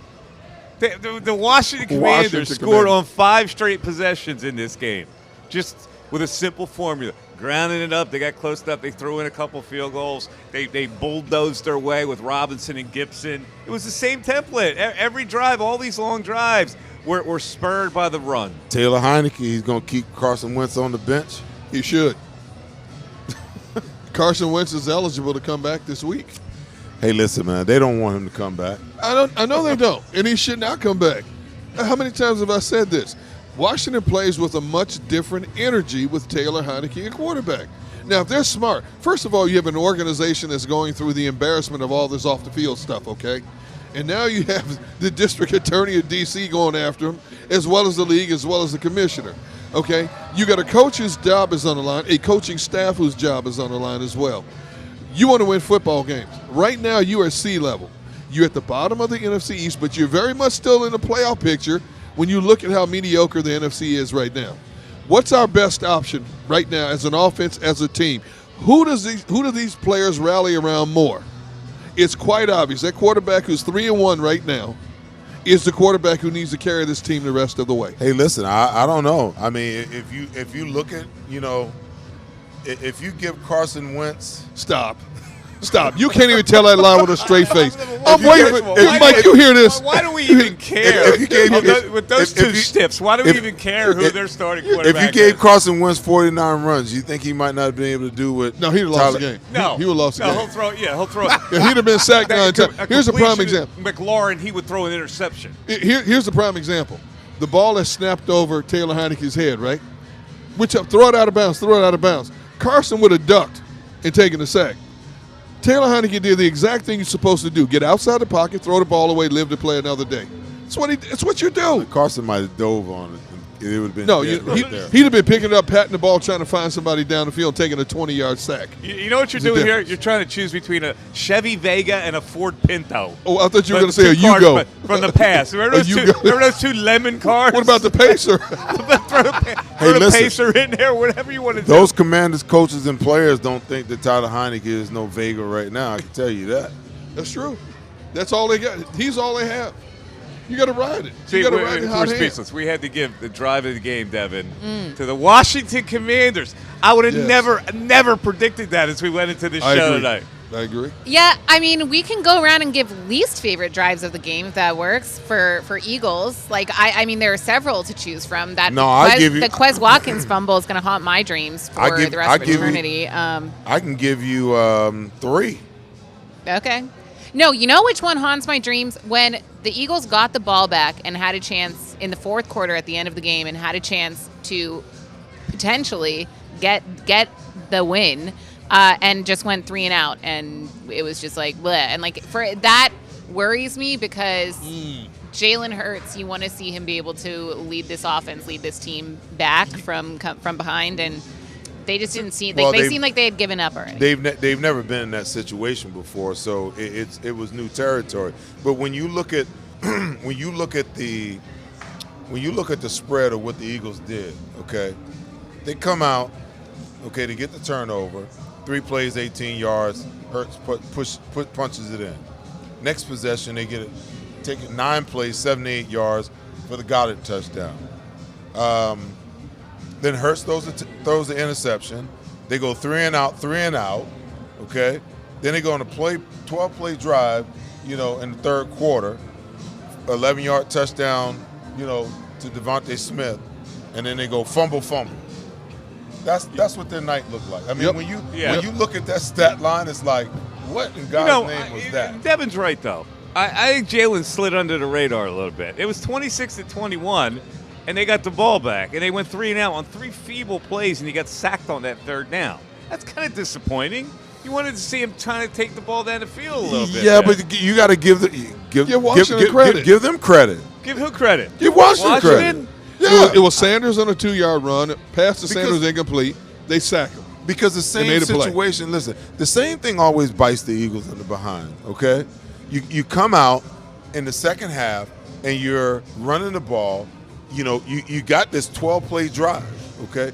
What happened with those 12 plays? What happened to those 12 plays after that you know, you couldn't generate that kind of offense again? You know, they always talk about coaches having this list of plays, you know, top 10, top 15 plays, okay? There's a coach up in the box that's responsible for charting the plays, every single play that's called, okay? If that's the case, give me them same 12 plays all over again, okay?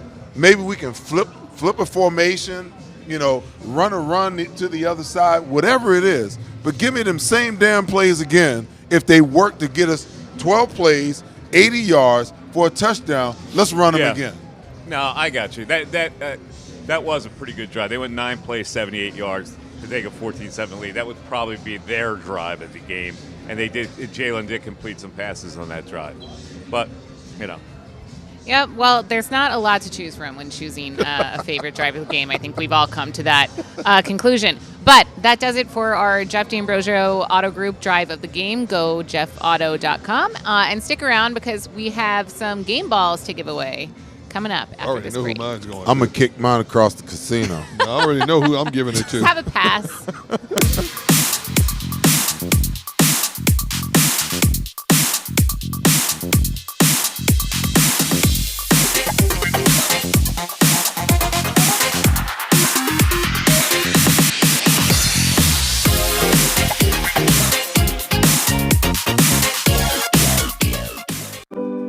My wife was in an accident that changed our lives forever. She was in rehabilitation for years. She had to learn to walk again. She couldn't take care of herself. We couldn't afford a nurse. We were running out of options. One conversation with Pond Lehocky changed everything. They understood what we were going through and immediately helped us navigate the legal process. We can't thank them enough. Pond Lehocky. Tell us your story. Action News at 11 with Rick Williams. It's the team you trust to bring it all together. The stories that impact your community, a sports roundup for the locals, and the AccuWeather forecast you depend on. Action News at 11 with Rick Williams. Go to get your game on. Go for the beers. Go for the cheers. Go for the hit and the hits. Go for the stakes and the stakes. Go to get your parlay on. Go to get your party on. Go for the scene. Go for the screens. Go for the gallery. Go for the win. Go to Ocean. Visit theoceanac.com to plan your visit. Don't wait until after Thanksgiving for leftovers. It's the new leftover sales event at Jeff D'Ambrosio Destination Downingtown. Jeff must get rid of hundreds of new 2022 vehicles on the lot. Rams, Grand Cherokees, Wranglers. Jeff has them all for less. Jeff has reduced prices and payments to the lowest they've been all year. And Jeff knocks down high interest rates. Save thousands, more than anywhere else. Plus, get more for any trade or lease return. You always win at Jeff's. Great selection, best price. Hurry in now. Jeff D'Ambrosio Destination Downingtown. Nobody treats you better. Black Friday sales event.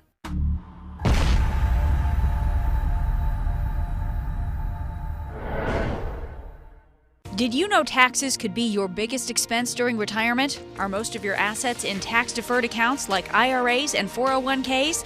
Taxes are historically low today, but we're facing significant headwinds in the future. Do you have a plan? The Thrive Financial team has more than 100 years of experience helping people across the Delaware Valley with forward-looking tax planning. Learn how to shift your money from forever tax to no or low tax accounts. Get your Thrive Retirement Tax Playbook today.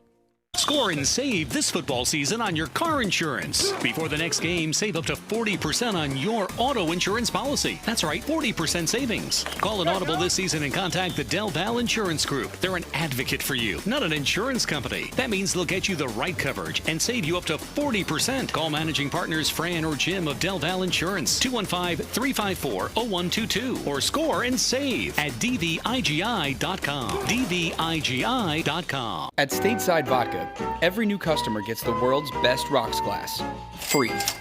What's that? A rocks glass? You're telling me that bottle is cut in half? You could say that.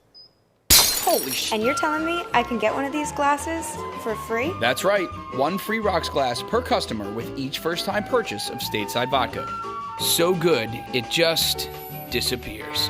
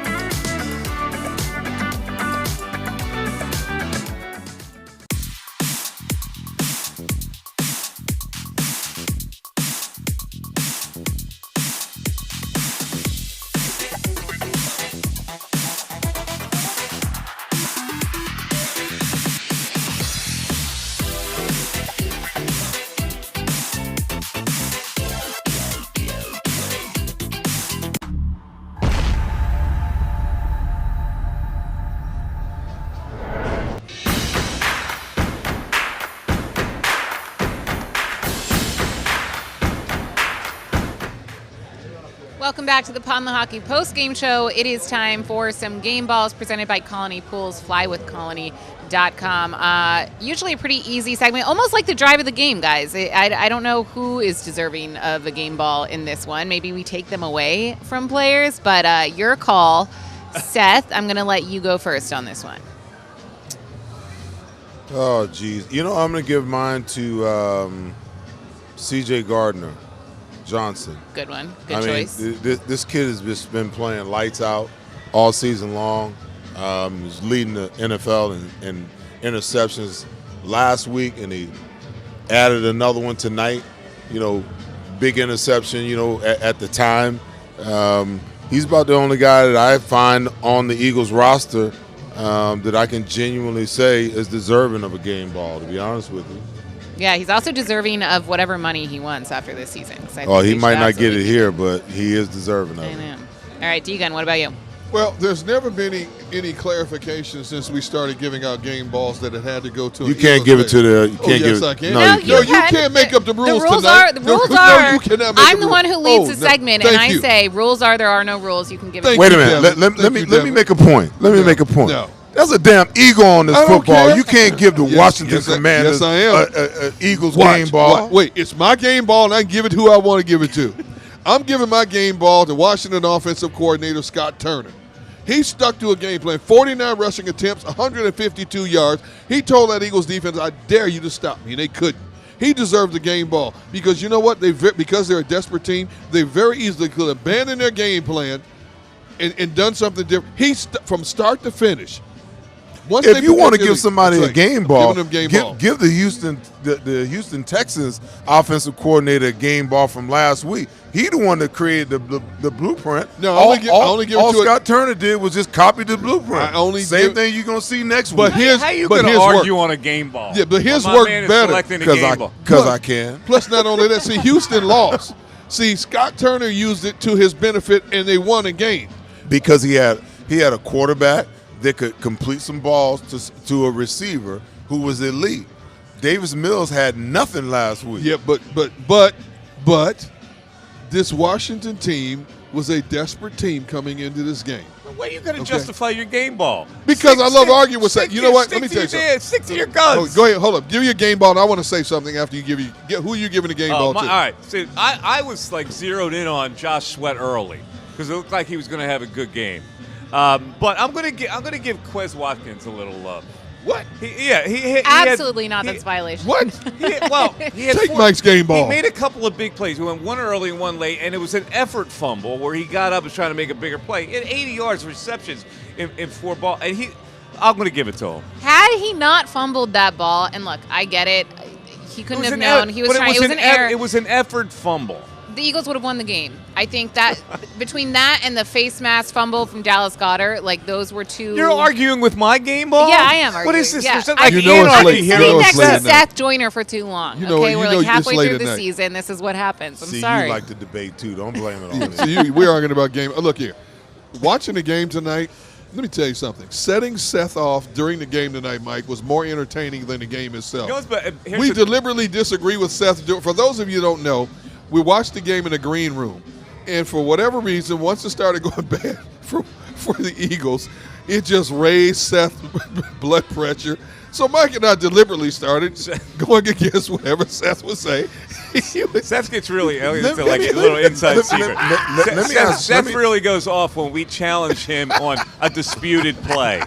Like we'll have an opinion on a disputed play. And how does the dispute work out? 99% of the 75. time. 99% of the time. I say 75. Listen, you were rolling tonight. I'm always rolling. That's how I roll. Mike, don't give in that easy. I said 75. I'm not giving him 99%. I always roll. That's why I'm wearing the bling tonight. But what's funny is I'm also there and I sit there quietly, but I usually side with Seth. Like on the C.J. Gardner-Johnson late hit penalty that he got, that was absolutely not a late hit. I forget the receiver. Who was the receiver? He had both feet in bounds. He had both feet in bounds. Both feet were in bounds. Mike, help me out. He had one foot in bounds. And this is why I don't say anything, because I know Seth can just hold his own, but it is entertaining to listen to. That's where you were wrong. That was a late hit. Yeah, it was a late hit. By the definition of the rules, it was a late hit. It was a late hit because the referee made a bad call.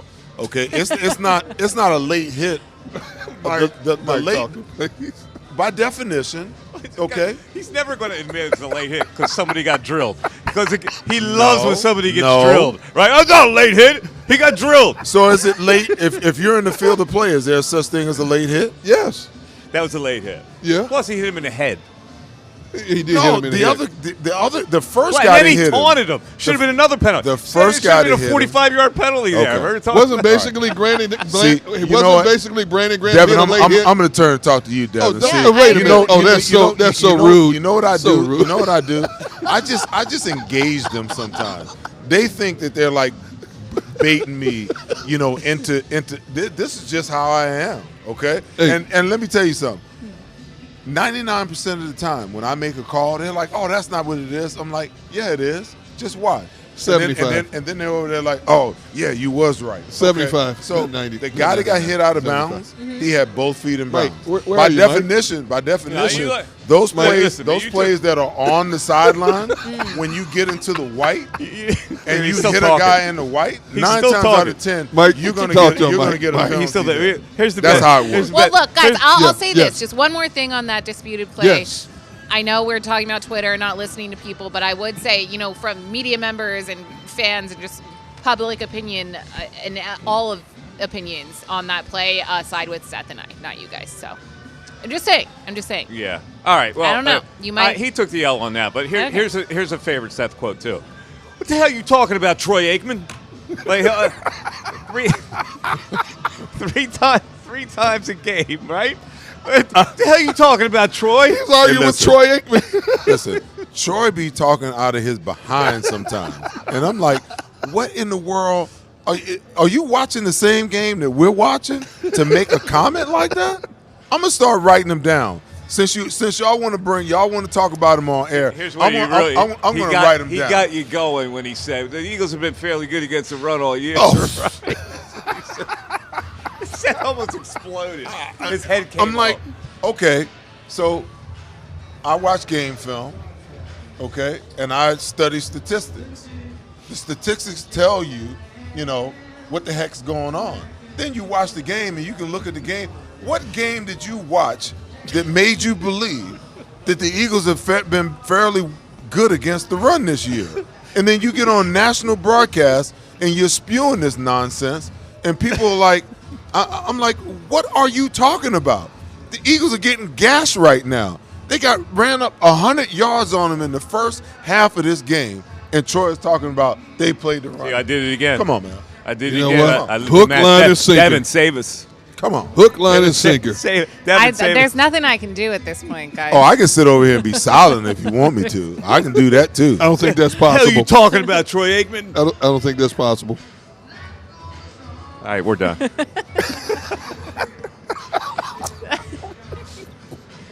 Hi, Seth. Done. Energy. I'm just going to wave.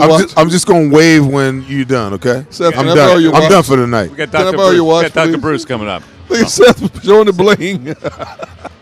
I expect you have a question for Dr. Bruce. Not a single one. I promise you. Yes, you do. Dev?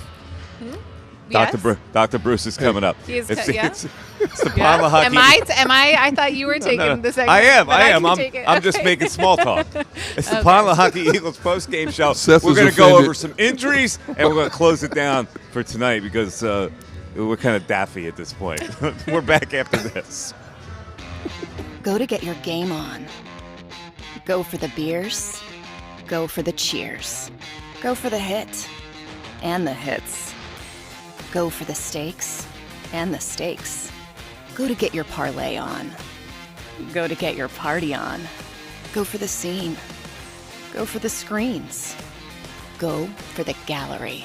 Go for the win. Go to Ocean. Visit theoceanac.com to plan your visit. Do you stream on a Roku, Fire Stick, Android TV, or Apple TV? Now you can watch 6ABC 24/7 with the 6ABC Philadelphia streaming app. The big story on Action News. Search 6ABC Philadelphia and start streaming today. Philadelphia fans, we're cut from a different cloth. Born into a brotherhood and bonded to our team for life. We believe anything is possible because we've witnessed the impossible. While we may be from different neighborhoods, come Sunday, we are one, and we will be heard. Pond Lehocky, official partner of the Philadelphia Eagles.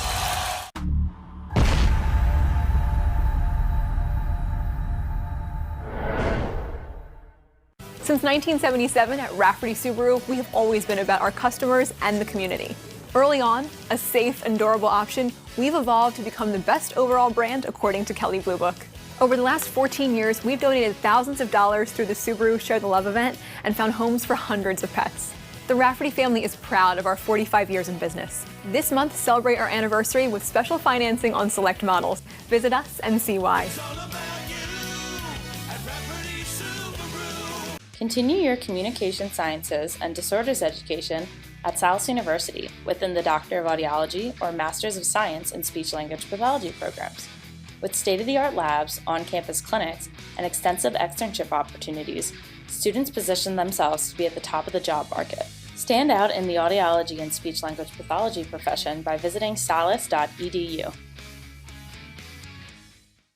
Score and save in southeastern PA and Delaware with Colony Pools this football season, and let the experts close your pool with a custom Merlin safety cover in green for the birds. And if you join our Winter Watch team, we'll give you another 20% off, and Colony Pools will handle it all. Keep your tiles on your pool, not in your pool. Fly with Colony right now, birds fans. Visit flywithcolony.com. Hi everybody, my name's Jason Lombardi. I'm an inspector at DryTech. At DryTech we offer three major services, the first one being basement waterproofing. The second service we offer is foundation and structural repairs. And then the third service that we offer is mold remediation. If you feel you are having a waterproofing issue, give DryTech a call or check us out online.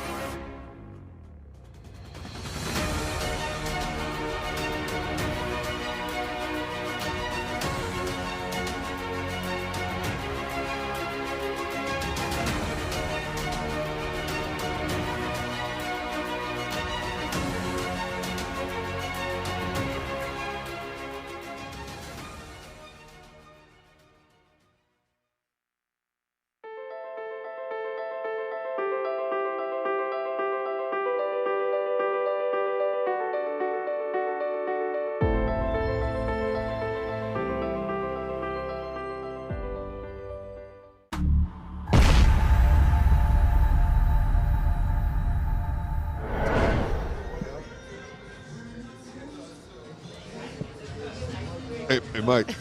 I'm like, I was like a half a second from taking it, but I wasn't sure what segment we were about to do. I was busy paying attention to my question. It is the Lehocky Eagles postgame show. Eagles lose 32-21. It's time to bring in Dr. Bruce Grosinger for some injury updates. Now, there were a couple of guys that got banged up, Dr. Bruce, in this game. A.J. Brown being the biggest one. Looked like he flipped an ankle, and you never know what that's going to entail. He said he thinks he's going to be okay. What did you see on that play? And tell me about these ankle injuries. Well, we call that a grade. Nice to see everybody tonight. Nice and cold out there. On that particular play, it looks like he turned his ankle there, something called a grade 1 ankle strain. And apparently he had to switch cleats because he wasn't happy with the traction he was getting. And both he and Jason Kelsey both turned ankles, and they both came back and were able to continue. But A.J. obviously didn't look like himself after that play. Yeah, but you know what, Dr. Bruce, a lot of times when you talk about injuries like that, players will tell you, I think I'll be okay. So obviously they're going to take some tests tomorrow, x-rays, MRIs. In a situation like that with an A.J. Brown, what specifically are you looking for? Well, obviously we want to check his strength out, and the way we'll do that is by, basically checking a different range of motion. A lot of times, as you know, Derek, you'll spread an ankle, it'll swell overnight. So you want to check for swelling. You want to treat him with rest, elevation, and ice, the old Rice trick that works. So there's a chance it could get worse. And obviously, you're working on a short week against Indianapolis, and they looked like they were offensively challenged, certainly with respect to the passing game. So I think that's something we're going to bear looking into. I don't really expect there to be anything that would show up on an X-ray. I don't think he had any fractures, and I'm not even sure they're going to subject to an MRI. Doc, I want to go over on the defensive side of the ball, talk about Josh Sweat. Looked like, he took a shot to the knee that he wears the brace on. He's had some issues with that knee over the years. What did you see there? Yeah, it looked like he really got pancaked. It was it's kind of in front of me where I was sitting. It looked like it was a sweep play, and it looked like I wasn't able to discern like one particular hit, but there was just like a rugby scrum, and he got like snowed under, and I wasn't sure exactly what the injury was because he was down for a while. He was able to walk off. He went into the tent, and you never know what's going on there. But apparently they checked range of motion. All the ligaments were fine. And he did come back and play in the game, somewhat effectively. But when you have a chronic knee injury, as you know, it's something that's always going to be tough, especially when you're a large man like him, 6'4", and probably going 270. So that was worrisome. And when when somebody's slow to arise, again, I'm always thinking about concussions. But thank God we didn't see any tonight.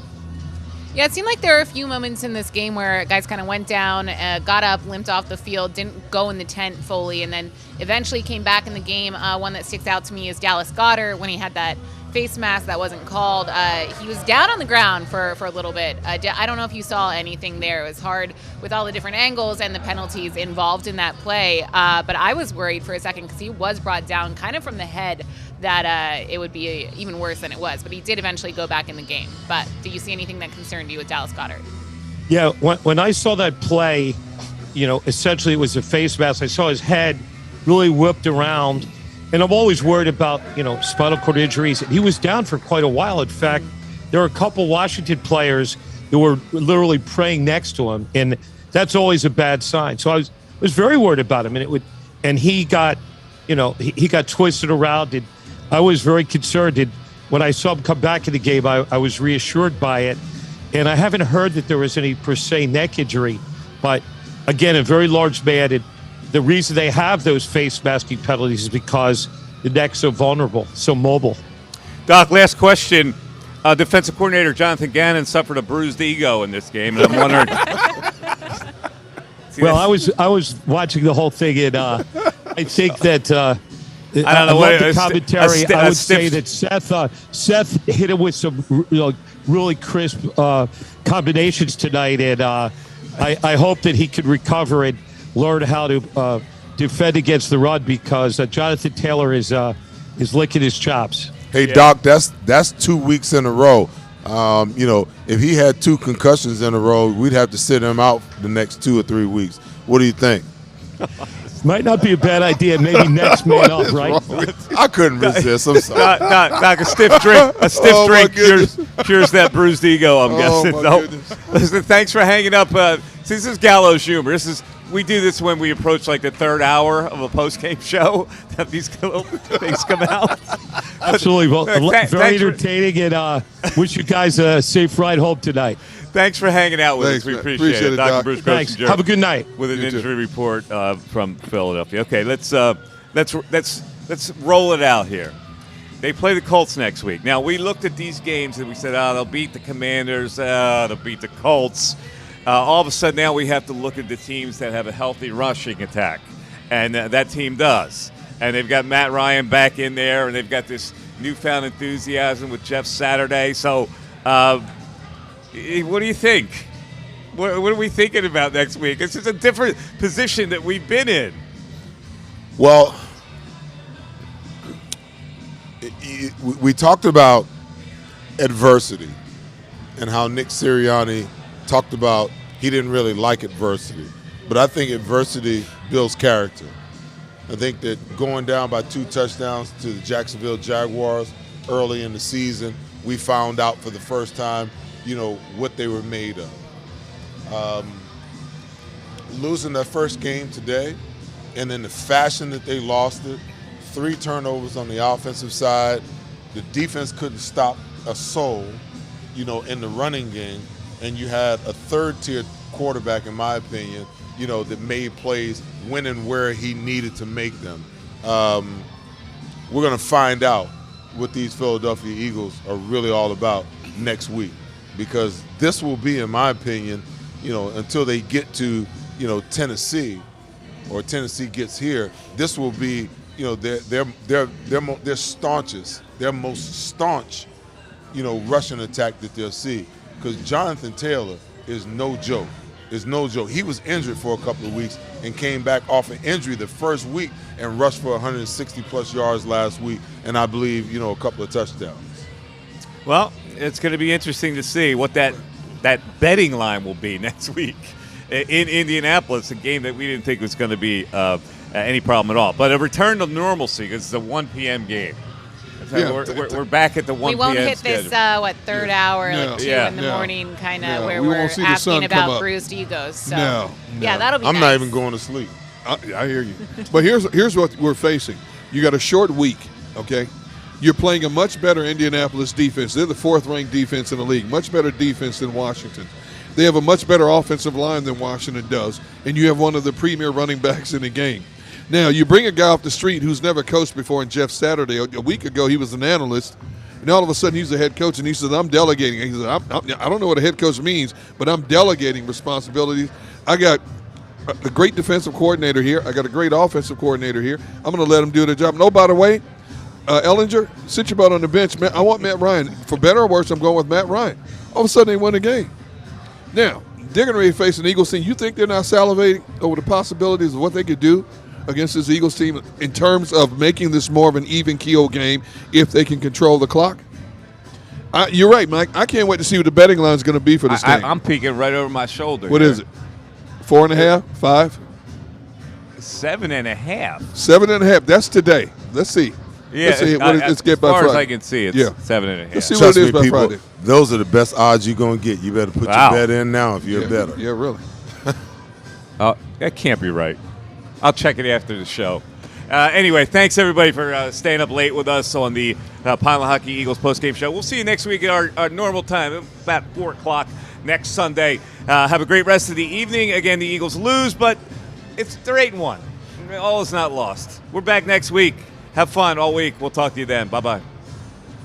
At Pond Lehocky, we've recovered billions of dollars for our clients, and we're confident we can do the same for you. With over 250 years of combined courtroom experience, We've helped over 100,000 injured clients obtain some of the largest settlements in Pennsylvania. One conversation is all it takes to help you and your family get back on track. If you've been injured in an accident, give Pond Lehocky a call. Jim Gardner is an icon. A Philadelphia treasure. He's a mentor, a pace setter. Jim is my North Star. He's trusted, revered, Appreciated. He is Action News. He's compassionate, honest, and fair. He is extremely dedicated, motivated, and always seeking the truth. He's also funny. We are a team of many. Jim Gardner is our leader, and we're lucky to have him.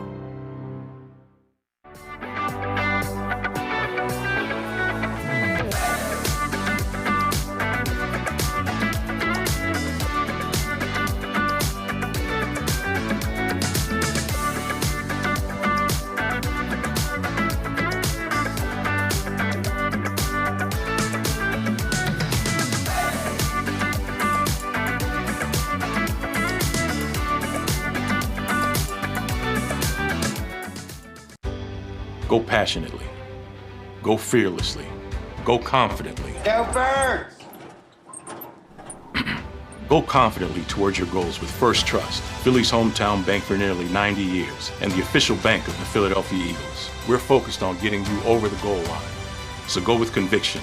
Go with trust. Go Birds! And go forward with us by your side. First Trust Bank, the official bank of Philadelphia dreams. Oh, and go Birds.